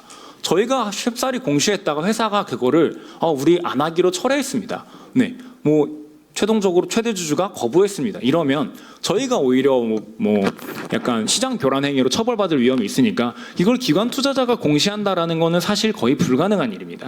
그래서 사실 MPS 같은 경우에는 이거를 해결하는 방법이 매매 정지 아니면은 아예 주주권 행사 전담 부서를 두고 이렇게 그 국민연금처럼 아예 차이니스 월을 두는 방법인데 저희는 기관 투자자가 이렇게 정보 교류를 주주권 행사 전담 부서를 두고 정보 교류를 차단하는 게 올바른 방향인가 하는 의문을 가지고 있는데요.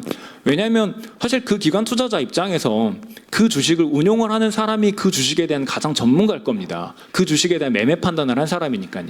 근데 매매 판단을 한 사람의 그런 정보를 다 차단하고 주주권 행사 부서에서 이거를 전담한다라는 게 저희는 쉽사리 잘 상정되지는 않습니다. 그래서 저희는 일단은 다 매매 정지하는 식으로 대응을 하고 있는데 이게 주주권 행사를 할 때 매매 정지를 한다는 거 운용상에 정말 큰 제약입니다. 그래서 이게 주주권 행사를 다른 하우스들이 많이 안 하시는 이유도 저희는 이런 데 있다라고 생각을 하고요. 네, 두 번째로 9페이지 있는데 대화 자체가 이 매매 정지를 제외하고도 운용상의 비용이 굉장히 많이 듭니다. 그 다음에 이 운용상의 비용이 많이 드는데 실제로는 효과가 있으니까 이거를 편승하는 편승 전략과의 문제도 있습니다. 이른바 섀도우 액티비즘이라고 하는데요. 저희가 그 행동주의를 해보면 인적 비용도 많이 들고요. 법무 비용도 많이 들고 그 다음에 운용 제한에 따르는 추가 비용도 많이 듭니다. 이게 매매 정지가 아니더라도요. 실제로 저희가 지난 아래 태광산업과 KCC의 공개 주주 서한을 보내면 저희는 매매 정지를 사실상 매매 정지를 걸지는 않지만 공개 주주 서한을 보낸 거니까 그럼에도 사실상의 매매는 안 합니다. 왜냐하면 먹튀 논란을 불러일으킬 수 있기 때문입니다. 그래서 실제로 저희가 공개 주주 서한을 보내면 시장에서는 굉장히 긍정적으로 반응을 해주지만 이거는 저희는 매매를 제한해서 아무런 편익을 못 봅니다. 근데 저희가 주주 명부를 보면 굉장히 흥미로운 점 발견을 하는데 저희가 공시하거나 주주 활동을 할 걸로 예상되는 곳에는 따라오시는 자산운용사나 기관 투자자들이 무조건 있습니다. 근데 이분들이 저희가 공개 주주 서한을 보내고 나면 실제로 주주권을 행사할 때쯤 가면 자기네들이 이미 매각을 해서 주주권 행사에 도움을 줄 수 없다 그럽니다. 네. 그래서 이게 저희는 매각이 안 되는데 공개 서한에 참여하지 않은 투자자는 매매 기회를 삼을 수 있으니까 이게 기본적으로 비용이랑 편익이 아예 안 맞는 겁니다. 그래서 저희는 그냥 간단한 아이디어로 이게 합리적인 문제 제기를 했다라고 하면 연금에서 위탁 보수를 좀 올려두시든지 이렇게 하는 충분한 보상이 좀 필요해야 이게 좀 지속 가능하고 시장에서 작동을 할 수 있다라고 생각을 하고요. 세 번째로 이제 10페이지에 아까 VIP에서 말씀해 주셨지만 스튜어드십 코드랑 대량 보유 상환 공시랑 좀 계속 충돌됩니다. 그러니까 저희가 아마 기관 투자자 중에 공동 보유 공시를 한 첫 번째 투자자일 거로 알고 있습니다. 저희가 태광산업에 대해서 저희 트로스턴 자산운용과 OK 저축은행이 공동 보유를 하고 있는데 이 공동 보유를 한번 운용을 해보면 정말 내부에서 들어가는 리소스가 좀 막대합니다. 왜냐하면 공동 보유라는 거는 서로 누가 이제 사고 파는 거를 다 서로 공유를 해야 되는데 기관 투자자 간에 서로의 그 매매 내용을 다 공유한다라는 게 정말 쉽지 않거든요. 네, 그리고 이게 두 번째 문제가 이 대량 보유의 위반이 주주총회에서 의결권 제한으로 되는데 이 의결권 제한은 누가 판단하느냐? 주주총회 의장이 직접적으로 판단을 합니다. 그러면 저희가 어떤 행사에 대해서 주주권을 행사한다는 건 그 회사와 약간 껄끄럽다는 건데 그 회사는 저희에게 주주권 행사를 제한할 저희의 의결권을 제한한 호시탐탐의 기회만 노립니다. 그래서 저희가 섣부르게 공동보유나 아니면 기관 투자자 간에 연락을 못하는 게 니네 연락하는 것 같던데 법무법인이 체크하는 게 그 기관 투자자 간에 연락을 하나 안 하나를 무조건 체크합니다. 상대방 방어하는 법무법인에서요. 그래서 조금이라도 연락을 하는 것 같으면 득달같이 저희의 의결권을 제한하려고 주주총회에서 하고 실제로 주주총회에서 뭐 명분 없이 제한을 하더라도 저희는 이걸 소송 가서 우리의 의결권 제한이 부당하다고 싸워야 되기 때문에 이게 기본적으로 저희는 최대한 보수적으로 기관 투자자가 소통을 할 수밖에 없습니다. 그래서 저는 여기에 대해서 조금은 뭐 새로운 말씀을 드리고 싶은데 스튜어드십 코드에 가입한 기관 투자자 경우에는 주주권 및 의결권의 행사가 스튜어드십 코드에 따라서 자유 규제됩니다. 그리고 이 대량 보유 상환 그 보고의 취지는 과거 음성적 주식 매집을 통한 기술적 M&A를 방지하겠다는 거고요. 근데 스튜어드십 코드에 가입한 뭐 이제 기관 투자자가 사실 기습적 M&A를 하는 일은 많지 않을 것이고 거의 없을 거라고 저는 생각을 합니다. 향후 감독기관 이행 점검도 있다라는 걸 전제를 하면 스튜어드십 코드에 가입한 기관 투자자 간 상호 의견 교환은 공동보유에 좀 예외로 두어도 좋지 않을까. 법령에서 어차피 저희는 스튜어드십 코드에 따라서 주주권의 의결권 행사할 건데 공동보유에 이렇게 엄격한 규제를 적용할 필요가 있는가. 그래서 스튜어드십 코드의 가입에 따른 인센티브로 좀 활용을 해주시면 어떨까라는 의견을 드리고요. 뭐 앞서서도 많은 분들께서 말씀해 주셨지만 옛날에 저희가 그 다른 기관 투자자들을 찾아뵈면 의결권 담당자가 우리는 진짜 너네 편을 들어주고 싶은데 우리 하우스에 이해 상충이 너무 많아서 너네 편을 못 든다. 그리고 저희한테도 이럴 건데 외국 사람들은 얼마나 더 실망을 했겠습니까? 그래서 뭐 유명한 일화도 있습니다. 의결권 행사 담당 부서에서 의결권 행사에서 이제 수발신 하려고 발송 보냈는데 마케팅 부서에서 찾아 내려와서 그 문서 그 우편함에 있는 문서 찢어버려가지고 니네 이대로 가면은 안 된다. 우리 다 사업 망하니까. 그러니까 우리 사업에 굉장히 큰 손실이 있으니까. 그래서 저희는 의결권 행사 부서의 독립성을 굉장히 강하게 좀 보호를 해주셔야 다른 기관 투자자분들도 이렇게 의결권을 조금 스튜어드십 코드에 따라 충실하게 행사할 수 있을 거라고 생각을 하고요. 마지막으로 ETF 아까 전에 이야기가 나왔는데 저희가 주주명부를 보면 ETF가 점점 늘어나고 있습니다. ETF가 심지어 지금 패시브 자금이 더 많이 들어오고 있으니 저희가 스튜어드십 코드에 따라서 주주권 행사하면 주주명부에 이 ETF가 점점 더 유의미한 비중으로 늘어날 거로 생각을 합니다. 근데 저희도 ETF를 운영하고 있어서 알지만 ETF에 들어와 있는 종목에 의결권 행사한다는 게 쉬운 일이 아닙니다. 근데 뭐 스튜어드십 코드에 가입한 기관들은 그래도 ETF 코드 스튜어드십 코드에 충실한 이행을 좀 ETF도 죽은 지분이 되지 않도록. 왜냐하면 ETF가 죽은 지분이 되어버리면 마치 자사주처럼 그 무조건 대주주를 위해서 유리한. 왜냐하면 아무것도 행사를 안 한다라는 건 기본적으로는 대주주한테 유리하다고 저희는 생각을 하거든요. 그래서 ETF에 대해서도 스튜어드십 코드에 좀 충실한 이행이 필요하다라는 이런 의견을 드립니다. 네, 이상입니다. 예. 네. 방금 ETF 소유주는 섀도우 버팅을 하면 그 섀도우 보팅이라고 하는 게 이제 의결권 아마 자문기관이라도 이제 받아서 이제 하시면은 저희는 되는데, 그러니까 저희는 행사가 어떻게든 일어나기만 하면 그래도 그 다음 단에서 통제를 하면 되는 부분이니까 문제가 없다라고 생각을 합니다. 저희가 문제의식을 갖고 있는 부분은 아무래도 ETF는 보유 지분이 좀 작고 개별 ETF들은 다 작을 수밖에 없습니다. 근데 모이면 큰 건데, 그러니까 ETF 내에서 보유 비중이 작으니까 그냥 행사를 우리 의결권 행사 기준에 부합하지 않아서 안 한다가 굉장히 많거든요. 그러니까 그런 문제를 일단은 행사한다 쪽이면 행사 방향이 어느 쪽인지는 아마 다 의결권 자문기관 쓰시면서 하실 테니까 네, 그렇습니다. 예, 그래요. 보니까 이제 스튜어드십 활동들을 많이 한 데들은 이제 오히려 그 경험을 바탕으로 이런 제도 개선 같은 걸 또 많이 얘기해 주고 계시는데, 뭐 이번 3월 주총 좀 시즌이 끝나면 요런 좀 간담회를 한번 열어서 그때는 이제 또 열심히들 하셨을 거 아니에요, 그죠? 예, 그래서 어떤 활동들을 했는지 자랑도 좀 하시고, 하려고 그러다 보니까 이런 어려움이 있더라 그러면 다시 한번 요걸 좀 정리를 해서 그때 우리 또 이광일 의원님하고 제가 또 중심이 돼서 또 주주 총회 뭐 이런 걸 좀 활성화할 수 있는 제도 개혁도 좀 저희가 하고, 그다음에 이제 스튜어드십 코드 활동에 제약이 되고 있는 그 이제 공동 의결권 행사, 뭐 공동 의사 표시 이런 게 이제 공동 보유로 간주돼 가지고 이제 여러 가지 제재를 받게 됐다는 거는 이제 뭐 오래전부터 저희가 파악하고 있고, 이건 우리만이 아니라 뭐 일본, 영국도 스튜어드십 그 코드 행사의 개혁으로 가장 중요하게 이제 보고 있는 것 같아요. 어떻게 보면 스튜어드십 코드 활동의 맨 마지막이 이제 공개 리스팅도 했는데 개선을 안 하더라 그러면 이제 기관 투자자들이 주르륵 연대를 해서 이제 그걸 가지고 이제 그리고 이제 주총에서의 어떻게 보면 뭐 의결권 싸움 같은 것도 하고 이제 이런 걸 통해 가지고 개혁을 하는 거고, 그런 게 시도될 우려가 있다 그러면 이제 대부분 기업들이 이제 그걸 개선하고 이제 이런 거로 돼 있는데, 마지막 수단을 갖다가 이제 그 확실하게 보장을 안 하니까 이제 그 기업들이 이제 그런 거에 굉장히 방어적이고 소극적이고 시간 때우기로 이제 일관하고 이제 이런 것들도 있어서 그 마지막 수단을 활용할 수 있도록 하는 것들에 대해서는 저희가 좀 반드시 제도 개혁을 할 예정입니다. 그리고 지금은 주로 이제 상법 개정을 중심으로 했는데 이제 6월 달이 되면 아마 달라질 거예요. 이제 저희 이제 정무위에서 자본시장법을 중심으로 이제 빠바박 이제 개혁들을 할 건데, 아마 이제 자본시장법을 가지고 개혁을 하면 이제 훨씬 상법 개정보다 디테일한 요런 이제 지금 말씀하신 것들을 우리가 상법 개정으로 해결하기 어려워 지금. 근데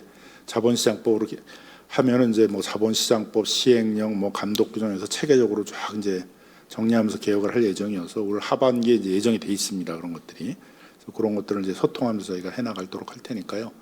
일단 어쨌든 3월 초청까지는 지금 있는 제도를 최대한 활용하면서, 저는 뭐 공동 의사 표시나 이런 게 공동 보유 공시 규정에 위반돼 가지고 뭐 형사적인 문제가 된다, 그건 뭐 저는 반드시 아닐 거라고 생각을 하는데, 그런 거에 너무 위축돼서 그 활동을 좀 이렇게 위축될 필요는 없다 이렇게 좀 생각이 들고 하니까 좀 적극적인 좀 활동들을 좀 해주셨으면 좋겠다 생각을 하고요. 그래서 다음으로는 이제 뭐 써오지지는 않으셨는데 그래도 안 써온 데들은 뭐 활동을 안 하겠다는 아니실 것 같고, 그러니까 예. 그래서 뭐 일단 키움하고 신한도 좀 신한부터 하실까요? 네, 신한. 네, 저부터 좀 말씀드리겠습니다.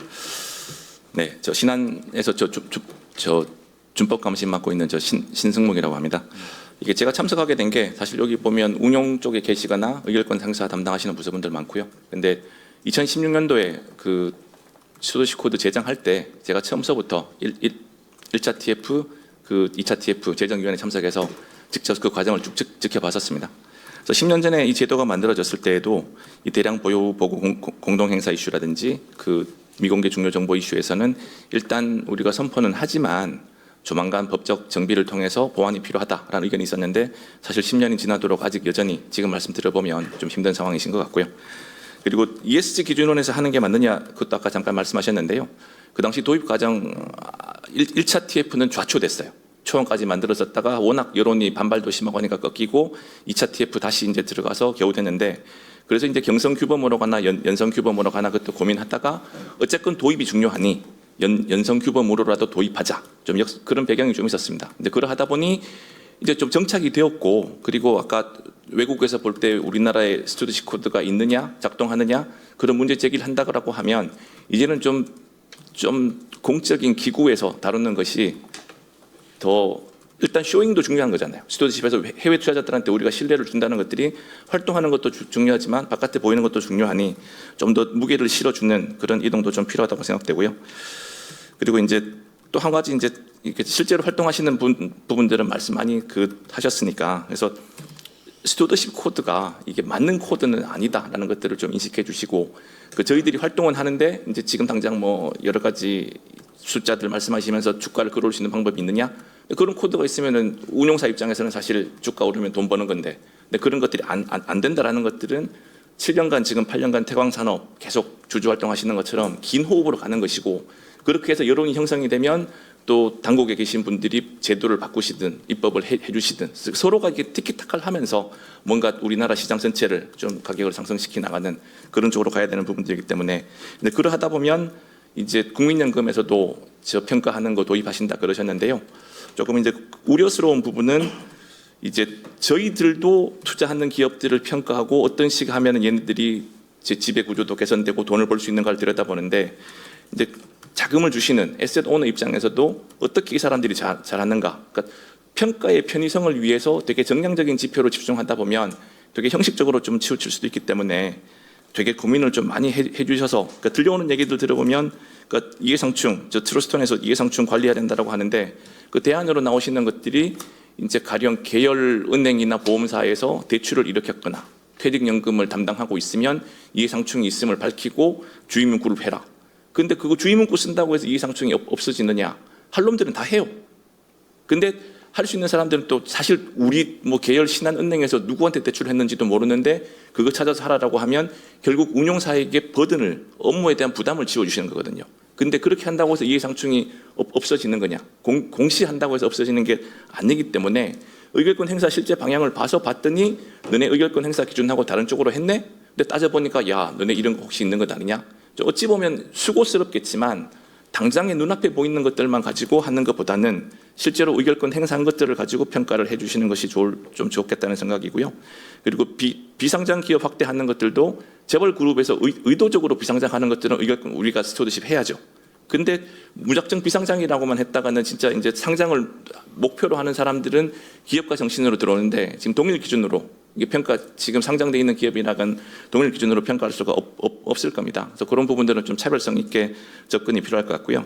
그리고 해외로도 스튜어드십 코드 처음에 만들 때 확대할 수 있다라고 이제 우리가 행사할 수 있다라고 하는데 할 수 있다가 우리나라에서는 시행한다 보면 꼭 해야 한다 비스무리하게 되어 버립니다. 근데 우리 외국 주식에 대해서 잘 알지도 못하고 그리고 실제로 한다라고 그 사안에 대해서 유의미한 그 영향력을 할 수 있을 것이냐. 우리가 지금 한국 주식시장을 성장시키고 돈을 벌겠다라고 하면 운용사가 이 스튜어드십 코드에 투입할 수 있는 리소스는 사실 되게 제한적입니다. 그러면 선택과 집중을 해서 우리가 국내 기업에 좀 더 효율적 있게 그리고 하는 것들도 너네들이 의결권 행사하는 것들을 자꾸 확대해라. 100% 이사 선임하는데 왜 찬성했는지를 홍시 맛이 나서 홍시 맛이 납니다라고 말했을 뿐인데 네가 왜 그렇게 느꼈는지를 다 일일이 근거를 적어라. 그러니까 근거를 상세하게 적으면 평가가 올라가는데 너무 당연한 것들은 한 90%는 그냥 보시면 이거는 뭐 찬성이지, 이건 반대지 명확해요. 그런 부분들은 좀 패스해 주시고 좀 사회적으로 이슈가 되고 우리들이 관심을 가져야 되는 그런 부분들에 대해서 거기에 대해서 실제로 얼마나 운용사들이 제대로 했는가. 근데 그 부분들에 좀 해서 그러니까 이게 정량이 아니고 그렇게 되면 정상평가로 들어가 주셔야 되거든요. 힘이 드시겠지만 저희들이 스튜어드십 코드 활동하면서 이렇게 하는 만큼 평가하시는 쪽에서도 더 많은 리소스를 투입해서 상당히 좀 신중하게 또 평가해 주시는 것들이 실제로 운용사들에게 활성화하는 데 도움이 될 수 있지 않을까 좀 그런 생각을 하고 있습니다. 네, 이상 말씀드렸습니다. 네,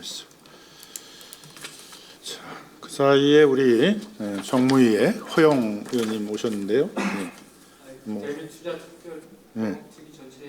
네. 그것이 없고 인사말 겸 뭐 마지막 평가는 다 들어보고 하시는 걸로 하시는 걸로. 그 다음에 그럼 이제 남은 게 키움하고 그 다음에 어디가 또 남았죠? 라이프 자산하고 먼저 키움부터 그러면 네, 안녕하세요. 저는 키움자산운용의 ESG 투자관리팀이라는 곳에서 있고요. 지금 주식본부랑 같이 협의하면서 의결권 행사나 주주관여 활동을 담당을 하고 있습니다.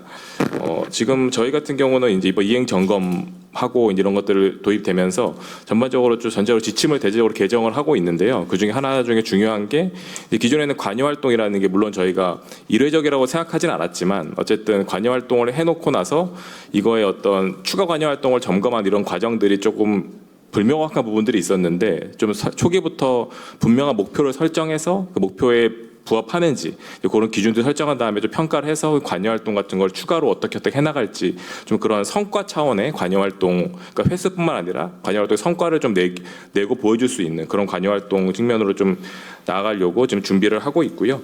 의결권 관련해서도 행사 대상을 이제 좀 뭐 보유지분 1% 이상인 기업을 모두 포함한다든지 이런 식으로 좀 행사를 확대하는 식으로 올해는 좀 진행을 할 계획입니다.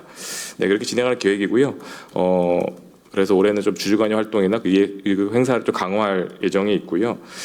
제도 개선 측면에서는 저도 워낙 앞에서 좋은 말씀을 많이 다 해주셔가지고 거의 나올 수 있는 말씀은 거의 다 대안들 나온 것 같다는 생각이 드는데 저도 추가적으로 뭘 덧붙이기보다는 조금 이제 비슷한 말씀 하나 좀 중요하게 생각하는 한 가지 말씀을 드리자면은 어쨌든 공통적으로 나왔던 게 비용과 편익의 이야기 말씀을 하셨었는데 저희는 이제 행동주의 펀드는 아니라서 어떤 그런 아니라서 되게 아니고 집중 투자를 하고 있지 않아서 포트폴리오 종목이 되게 많습니다. 그래서 그런 것들이 되게 많아서 좀 접근법이 다를 수는 있지만 어쨌든 저희도 그 기업 의결권 행사를 충실하게 하기 위해서 예를 들어 자문기관을 한 군데 쓰던 걸 두 군데 쓰는 것도 비용이기도 하고요. 그 추가적으로 또 그보다 더 큰 비용은 앞에서 말씀하셨던 그런 이해상충에서 오는 약간 위험들, 그러니까 고객의 위험, 뭐 사업 위험 이런 것들이 가장 큰 비용일 수 있는데 그런 것들 대응할 만한 그 이익이 무엇인가를 저희 입장에서 좀 고민을 해봤을 때 그러니까 저희는 관여 활동을 통해서 그 자체로 수익을 많이 올리는 사실 그런 펀드는 또 아니기다 보니까 결국 저희의 가장 큰 이익은 앞서 말씀하셨던 국민연금 같은 곳에서 연기금들에서 저희의 행동을 얼마나 제대로 평가해서 제대로 그거에 대해 대가를 좀 혜택을 줄 수 있을 것인가, 그 수수료가 어떻게 될지 모르겠지만 이제 그런 것들이 하나의 중요한 축일 것 같고요. 또 한 가지는 최근에 ETF 앞에서도 말씀을 해주셨는데 ETF가 굉장히 늘어나고 있지 않습니까? 근데 ETF가 제가 해외 사례를 봤을 때 이거는 그 지배구조 사례는 아니긴 한데 기후 변화가 유럽 같은 데는 기후 변화에 개인 투자자들이 관심이 많다 보니까 개인 투자자들이 펀드를 가입할 때 기후 변화의 어떤 그런 것들도 운용사를 많이 보는 경향이 우리나라보다 많이 있거든요. 근데 그런 거 할 때 그래서 펀드의 기후 리스크가 얼마인지를 표시를 해주는 제도가 제가 프랑스였는지 기억이 안 나는데 제도가 있더라고요. 그런 것처럼 이제 ETF를 내더라도 ETF라는 게 전략들이 차별성이 있긴 있지만 비슷한 것들이 많지 않습니까? 이제 그런 것들에 있어서 뭐 스튜어드십 코드 관련된 좀 현황 이런 것들을 좀 만약에 볼 수 있다면은 개인 투자자들, 그러니까 국민연금은 좀 기관 투자자들 고객이었다면 개인 고객들한테도 좀 스튜어드십 코드의 이행을 열심히 하게 되는 좀 그런 인센티브의 통로가 될 수 있지 않을까라는 생각을 좀 해서 그런 부분도 한번 추가로 고려해 볼 수 있지 않을까 말씀을 드려봅니다. 네. 이상입니다. 네, 그래요. 다음에 네. 거기까지 듣고 예. 예, 안녕하세요. 저는 라이프 자산운용의 홍성관 부사장이라고 합니다. 오늘 이 자리에 참석해 주신 다른 운용사들 대비해서 저희는 가장 신생이고 가장 이제 작은 규모의 이제 자산을 이제 운용을 하고 있는데요. 하지만 저희는 어떻게 보면 이 스튜어드십 코드와 관련해 가지고는 또 가장 열정적인 회사라고 말씀드릴 수 있을 것 같습니다. 저희는 그 가치 투자를 근간으로 주주 협력주의의 전략을 이제 구사하는 하우스고요. 대표적으로는 최근에는 이제 저희가 KCC에 대해서 이제 자사주를 기초로 하는 교환사채 발행을 중지해 줄 것을 요청하는 이제 주주 서한을 보내서 이제 중지를 시킨 바가 있고, BNK 금융지주를 상대로는 이제 회장 연임 절차에 대한 이슈를 제기한 바 있습니다. 그리고 주주가 추천하는 독립 이사 주주 추천 독립이사 제도를 도입하라는 이제 주주 제안을 해서 현재 진행 중에 있습니다. 아무래도 제가 이제 마지막으로 이제 말씀을 드리다 보니까 어떻게 보면 오늘 이제 나눈 그 얘기들을 어느 측면에서는 좀 정리를 하는 것도 있을 것 같은데요. 지난 1년 작년 지금 이맘때하고 비교를 해보면 코리아 디스카운트라는 부분이 이제 코리아 프리미엄이라는 말까지 이제 나올 정도로 이제 격세지감을 느낍니다. 그러니까 작년에 이제 저도 이제 매체에 이제 칼럼을 쓰고 있는 게 있는데 제가 이제 5천 갈 수 있다라고 이렇게 썼는데 이제 그 댓글들은 이제 호도한다부터 해가지고 되게 비난성 댓글들이 많이 실렸었거든요. 그리고 실제로 또 여의도에 있는 이제 많은 이제 주식 매니저들을 만나봐도 다들 이제 꺼려하는 것들이 있었어요. 그러니까 주저하는 거죠. 왜냐하면 본인들도 이제 3천, 4천에 이제 주식시장을 경험해보지 않았기 때문에 그런 부분들이 어떻게 보면 여의도뿐만이 아니라 그냥 한국의 자본시장 자체가 고질적으로 이 코리아 디스카운트가 이제 체화돼 있지 않았나라는 생각이 들고, 이런 부분들이 어떤 이제 정부의 정책과 이제 또 어떤 자본시장에 참여하는 참여자들의 어떤 변화들을 통해서 빠른 시간에 변화들을 이끌어 왔지 않나라는 생각을 하고요. 그거는 상당히 감사드리는 마음이 있습니다. 이제 동시에 지금 이제 그런 이제 중동에서의 이제 지정학적 리스크로 인해서 지금 어제 오늘 주식시장이 상당히 이제 또 좀 충격을 받고 있는데 이런 부분들이 한편으로는 아직 우리가 많이 빠르게 끌고 왔지만 또 아직 취약한 부분들이 있다라는 부분에서 좀 더 이제 개선할 여지가 있지 않나라는 생각이 들고요. 그 주가 누르기에 대한 부분을 말씀을 주셨는데 이거는 제가 그냥 그 회사 이름은 말씀을 드리지 않고 예시를 하나로 그냥 말씀드릴까 합니다.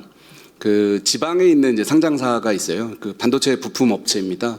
이 업체는 작년 그 초 기준으로 보면 시가총액이 한 3천억 정도 되는데 현금은 한 1,300억이 넘게 가지고 있었고 그리고 당기 순이익이 전년도에 이제 650억 정도가 나는 회사였습니다. 부채 비율도 30%밖에 안 됩니다.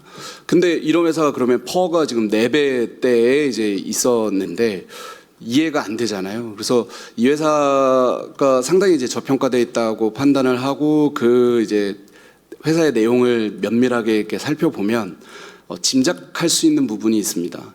창업주가 이제 51년생이신가 그런데 아드님이 둘이 있어요. 8284년생들이 있는데 회사 지분이 하나도 없는 거예요. 그러면 이런 기업들은 저는 이제 회사가 이제 주가가 상승하기 위해서는 필요한 부분이 일단 기업이 돈을 많이 벌어야 된다. 성장해야 된다. 그리고 성장할 거라는 가능성을 보여줘야 된다. 그리고 그 부분들을 주주들과 어떻게 그 과실들을 나눌 거다라는 부분과 그거에 대한 투명한 어떤 보여줌이 이제 필요하다고 보는데 이런 회사 같은 경우 부채 비율이 30%밖에 안 된다라는 게 재무 건전성이 좋다라고 볼 수 있지만 반대로 성장할 노력을 하지 않고 있다고 해석할 수도 있을 것 같거든요. 그러니까 이런 부분들이 어떤 기자분들이 물어보거든요. 주가 누르기 하잖아요. 어떻게 하죠? 라고 물어보면 사실 글쎄요. 이거를 뭐 이렇게 쳐다보는 눈들이 많은데 그 다양한 수단들이 있겠지만 저희가 뭐 구체적으로 이거 하나하나 찝어가지고 이런 나쁜 짓들을 한다라고 말씀드리는 것보다는 저희 지금 이제 상속세 이제 증여세와 관련된 내용들도 이제 군불이 이제 짚혀지고 있잖아요.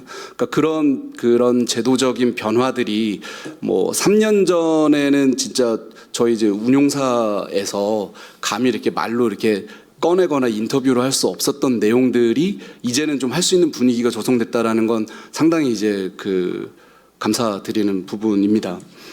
그 스튜어드십 코드와 관련된 이행 계획은 이거에 대한 이제 제도를 이제 강화하는 부분에 있어서는 업계에서 이제 근무하고 있는 한 사람으로서는 또 좀 부담되는 부분도 있습니다. 왜냐면 이제 그게 이제 어떻게 보면 저희에 대한 이제 규제가 될 수도 있는 부분이기 때문에 그래서 저는 규제 강화가 이제 방점을 두는 것보다는 실제적으로 어떻게 하면 자산운용사 같은 이제 기관 투자자들이 스튜어드십 코드를 실제적으로 더 이행할 수 있게 만들 수 있느냐 그런 실행을 할 수 있는 자발적 유인들을 만들어 주시는 게 좀 더 좋지 않을까라는 생각을 하는데 일단은 현실적으로는 감독 당국에서는 저희가 이제 스튜어드십 코드에 대해서는 결국 이제 의결권 행사를 어떻게 구체적으로 하고 있느냐라는 부분에 대해서 지난 한 2, 3년간 감독 당국에서는 그 부분을 좀 많이 강화를 해 왔습니다. 그래서 실제적으로는 많이 이제 그 자산 운용사들도 그거를 이행하는 부분을 준수를 대부분의 운용사들이 하고 있는 걸로 파악하고 있고요. 그런 거에 있어서 이제 좀 유인을 주신다고 하면 이제 아까 이제 뭐 지금부터는 사실 다른 그 운용사에서 말씀 주신 내용들을 한 번 더 반복드리면 어떻게 보면 요거는 진짜 좀 필요한 건가 보다 생각하시는 차원에서 말씀드리면 뭐 국민연금을 포함한 이제 연기금들에서 이런 스튜어드십 코드를 잘 이행하는 운용사에 대한 이제 그런 가점을 줄 수 있는 그런 제도들을 좀 더 구체화하시면 좋지 않을까라는 생각이 듭니다. 그러니까 사전적으로는 운용사들이 스튜어드십 코드를 통해 가지고 그런 가이드라인들을 그 공시들을 다 해놓고는 있습니다. 근데 구체적인 사안들에서 어떻게 할 거다라는 부분은 사실 기업의 입장에서도 자기의 이제 주주로 참여하는 자산운용사가 얘는 이런 그 기준을 갖고 있구나라고 이해할 수 있는 그런 기준이 될 것 같고 사후적으로는 왜 이런 의결권을 행사했는지 판단에 대한 부분들이 이제 자세하게 이제 기재가 되어 있어야 될 거고요. 그리고 그 자산 운용사들이 그런 인프라를 이제 리서치나 이제 법률적 검토를 할 수 있는 인프라를 갖추고 있느냐라는 부분들이 연기금들이 투자해 주실 수 있는 그런 이제 기준이 되면 좋겠다라는 생각이 들고요. 그 다음에 뭐 이 부분을 저는 좀 방점을 두고 말씀드리고 싶은데 저희가 이제 실제 이제 BNK 금융지주와 관련해서 이제 그 주주 제안을 하는 그 과정에서도 저희도 이제 그런 고민을 많이 한 겁니다. 그 경영권 영향 목적의 이제 공동 보유에 대한 부분인데 이미 앞에서 많이 말씀을 주셨지만 저는 일반적인 이런 인게이지먼트 주주 관여 활동들을 하는 데 있어서의 이제 리걸 리스크 저희가 이제 체감하고 있는 리걸 리스크들을 저감시켜 주실 수 있는 안정 장치들이 좀 있으면 좋겠다. 그래서 이거는 이제 제도적으로 그런 경영권 영향 목적의 공동 보유에 대한 예외 인정이라든가 보고 의무의 이제 완화라는 그런 좀 그 제도 도입을 해주시면 감사할 것 같습니다. 그리고 아까 말씀 주셨던 것 중에 전자투표 확대에 대한 부분은 뭐 저희는 이제 IT 강국인데 이거를 도입하는 게 일도 어렵지 않은 현실인데 안 하는데 이유가 있을 거예요. 그러니까 꼭 2조라는 그 규정이 있다고 하더라도 그 미만의 이제 회사들도 자발적으로 할 수 있지만 안 하는 이유는 결국은 이제 본인들을 방어하기 위한 목적, 지배주주들의 방어 목적이라고 봅니다. 그러니까 워낙에 지금 이제 소액주주들 이제 액트라든가 이런 활동들이 늘어나면서 전자투표로 갔을 때는 정말 이제 그런 것들이 이제 위협받는다고 생각들을 하거든요. 그러니까 뭐 당장 아까 말씀드렸던 그 지방에 있는 반도체 부품 업체도 제가 주총 이렇게 갔을 때 보면 거의 없었어요. 그래서 저도 이제 KTX 타고 이제 거기까지 내려간 건데 이제 반응은 사실 왜 왔냐라는 그런 눈빛이었거든요. 그래서 전자투표 확대가 상당히 필요하다라는 부분을 좀 검토해 주시면 감사할 것 같습니다. 그리고 말씀드렸던 것처럼 제가 이제 가장 소형 운용사의 입장에서 그 업계의 이제 다른 이제 또 중소형 운용사들 입장을 좀 대변해가지고 한 말씀만 드리면 이런 그 스튜어드십 코드를 이행하는 데 있어서 아까 리서치 그리고 법률적인 검토라든가 이런 부분은 결국 이제 비용적인 측면이 이제 부담이 되다 보니까 이게 또 한편으로는 이제 대형 자산 운용사 기관들과 이제 중소형 운용사들에 대해서는 조금 이제 좀 차별화된 접근이 필요하지 않을까라는 의견을 말씀드립니다. 네, 자리 마련해 주셔서 대단히 감사드립니다. 자, 그래서 이제 뭐 쭉 이제 말씀해 주셨는데 일단 3월 주총이 끝나면 물론 이제 스튜어드십 코드 활동가 주총에서의 활동만 있는 건 아니고 또 문제가 있는 그런 회사들에 대해서는 뭐 여럿이 비공개 대화, 공개 대화, 뭐 포커스 리스팅, 그다음에 뭐 연대 활동 여러 가지가 있을 거고요. 그래서 그런 활동들을 이제 하시는데 그게 끝나면 한번 이제 5, 6월 달쯤에 한번 다시 그때는 이제 뭐 자랑하실 게 많을 거라고 저는 생각을 하는데 지금보다는 그래서 어떤 활동들을 했다도 한번 좀 얘기해 주시고 그다음에 그걸 하면서 보니까 이제 이런 제도 개선이 필요하다 이걸 더 하기 위해서는 그래서 그런 것도 좀 하도록 하고요. 그다음에 아까 말씀하신 것처럼 뭐 이걸 이제 뭐 규제를 하겠다는 것보다는 이제 국민연금도 평가를 지금은 이제 획일적으로 똑같이 뭐 2점 주고 5점 주고 뭐 이렇게 해서 그 자산운용사 선정에서 별로 영향이 없었는데 앞으로는 이렇게 큰 폭의 차이를 점수를 평가를 하고 그 점수 차이가 큰 폭을 이제 가지고 다음에 자산운용사 선정이나 위탁 규모를 정할 때 이제 반영을 하겠다는 것이니까 어쨌든 우리 자산운용사들이 그런 것도 염두에 두시고 이제 적극적으로 하셔야 이제 다음에 국민연금으로부터 자산운용을 위탁받을 때도 이제 상당한 평가가 될 거고 또 국민연금만 그러겠어요. 다른 연금이나 다른 뭐 은행, 보험사 이런 데들도 그런 평가들을 할 때 이제 상당히 중요시할 테니까 그런 것들도 고려해 주시고 법 개정에 대해서는 저희가 이제 뭐 상법 개정을 통해서 큰 걸 했습니다만 이제 이런 디테일한 개정에 대해서는 연성 규정도 하고 이제 6월 이후에는 이제 자본시장법을 좀 디테일하게 대대적으로 개정을 하면서 이제 이런 것들을 좀 반영하도록 저희가 그래서 정무위원들이 지금 많이 와 계시는데요.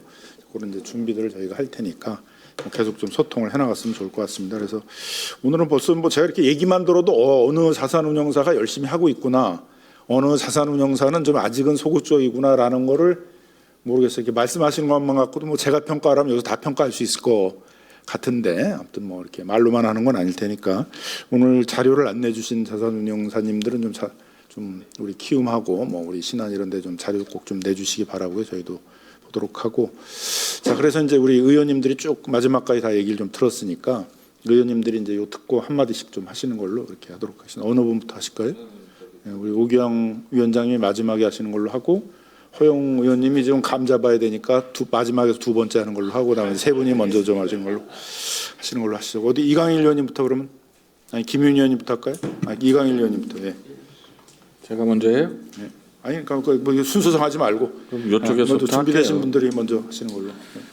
아이고, 다음 주에 사실은 해외 투자 회사들이 좀 한국에 와서 조찬 모임 하자고 그랬는데 전쟁이 나는 바람에 사우디 국부펀드나 이런 데서 다 들어오지는 못한다고 좀 잠잠해지걸랑 다시 일정을 잡겠다고 합니다. 아유, 굉장히 유감스럽습니다.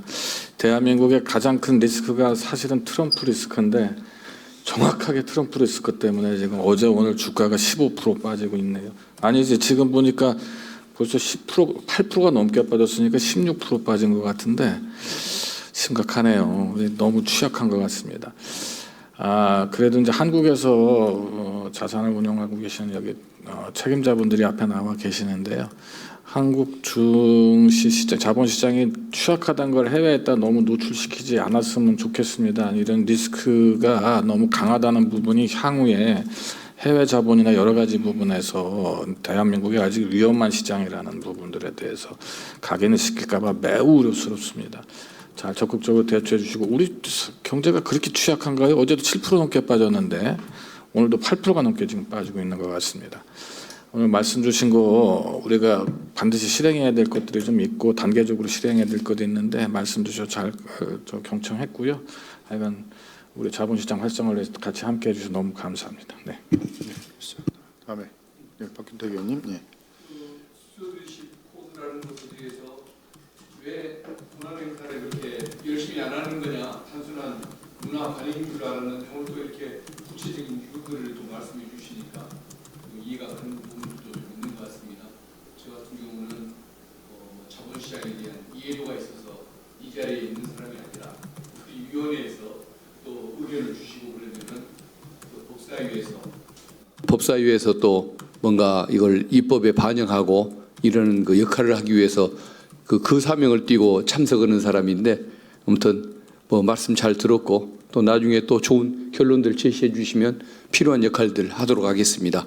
오늘 귀한 시간들 내주셔서 감사합니다. 예. 김윤희 의원님. 네, 말씀 잘 들었습니다. 국민연금 관련해서만 좀 말씀드리면 우려하시는 부분이 이제 지나치게 정량적 평가 중심으로 갔을 때 생길 수 있는 여러 가지 부담이나 부작용에 대해서 말씀을 주셨는데요. 그러니까 저희는 기본적으로 정성 평가를 확대하는 거를 방향으로 생각하고 있다는 말씀 먼저 드리고 실제 의결권 행사를 평가에 중요한 어떤 지표로 가야 된다고 하는 점에도 저는 동의합니다. 그리고 자산운용사에 대한 스튜어드십 코드 평가가 이제 자산운용사들에 대한 부담을 더 늘리는 늘리는 거는 뭐 어쩔 수 없는 부분이 있다고는 생각하는데 그게 소모적이고 관료적인 어떤 부담을 늘리는 게 아니고 실제로 자산운용사들의 역할을 강화할 수 있는 실질적인 역할을 강화할 수 있는 방향으로 갈 수 있도록 저희가 뭐 법을 개정하고 또는 법이 이제 이후에 시행되는 과정에서 뭐 시행령 시행규칙 또는 국민연금의 어떤 실질적인 스튜어드십 코드 강화까지 이어질 수 있도록 하는데 좀 그것까지 저희가 국회에서 계속 실질적인 변화가 일어날 수 있도록 하는 데까지 노력을 하겠다는 말씀을 좀 덧붙여서 드리도록 하겠습니다. 네, 허영 의원님. 질문 없고 지금 대미투자 특별법 처리를 위한 특위 전체를 하고 다행히 국민의힘 쪽에서 보이콧을 하다가 지금 이런 이란과의 전쟁 과정 속에서 이것마저 통과시키지 않으면 대한민국 경제가 폭삭 정말 주저앉을 가능성과 여러 가지 변수가 극대화될 가능성이 있기 때문에 다행히 지금 협상에 나서서 오늘 전체회의에서 법안을 상정을 했고 오후부터 오늘 이제 법안 소위를 열어서 제출된 9개 법안에 대해서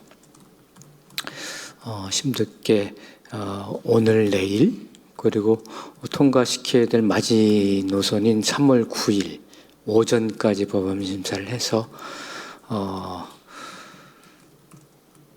특위 차원에서는 법안을 통과시킬 예정입니다. 그리고 3월 10일이나 3월 12일 날 본회의에 통과를 시킬 예정으로 지금 법안 심사 프로세스를 가지고 있습니다. 뭐 막대한 규모의 대미 투자이기 때문에 국민적 관심도가 높고 또 여러 가지 국내 경제 주체들의 관심도도 높고 오늘 뭐 그 상공회의소에서도 조속한 대미 투자법 처리에 대한 의견을 좀 발표하기도 하고 그래서 막중한 책임을 가지고 있는데 여하튼 여기 계신 분들도 특별법 처리가 필요하다라고 하는 입장을 가지고 계시죠?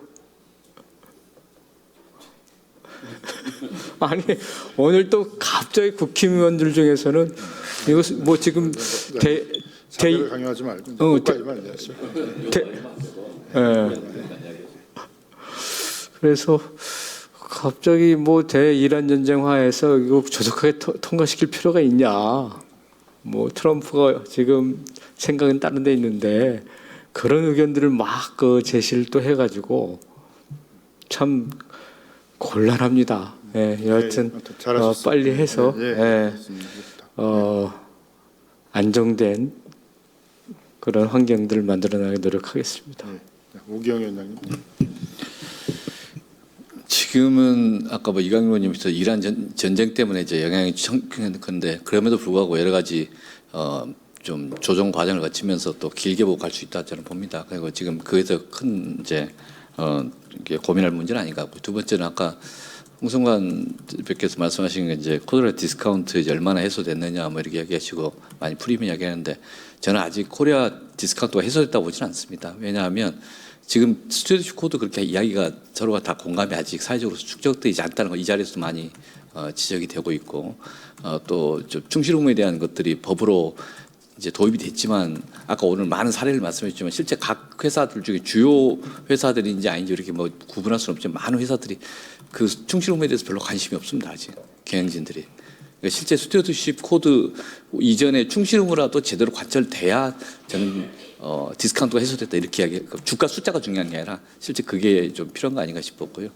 지금 이제 스튜어디십 코드까지를 좀 이야기하는 것은 어찌 됐든 우리가 저성장을 돌파하고 또 저희가 뭐 주가만 올리겠다고 하면서 경제 정책을 하는 건 아니지 않습니까? 한국 경제가 또 저성장을 돌파하면서 기업들도 잘 되고 또 거기에 참여하는 장기 투자자, 기간 투자자도 서로 그 성장의 과실들 공유할 수 있는 좀 합리적으로 예측 가능한 시스템을 만들자는 게 중요한 것이지.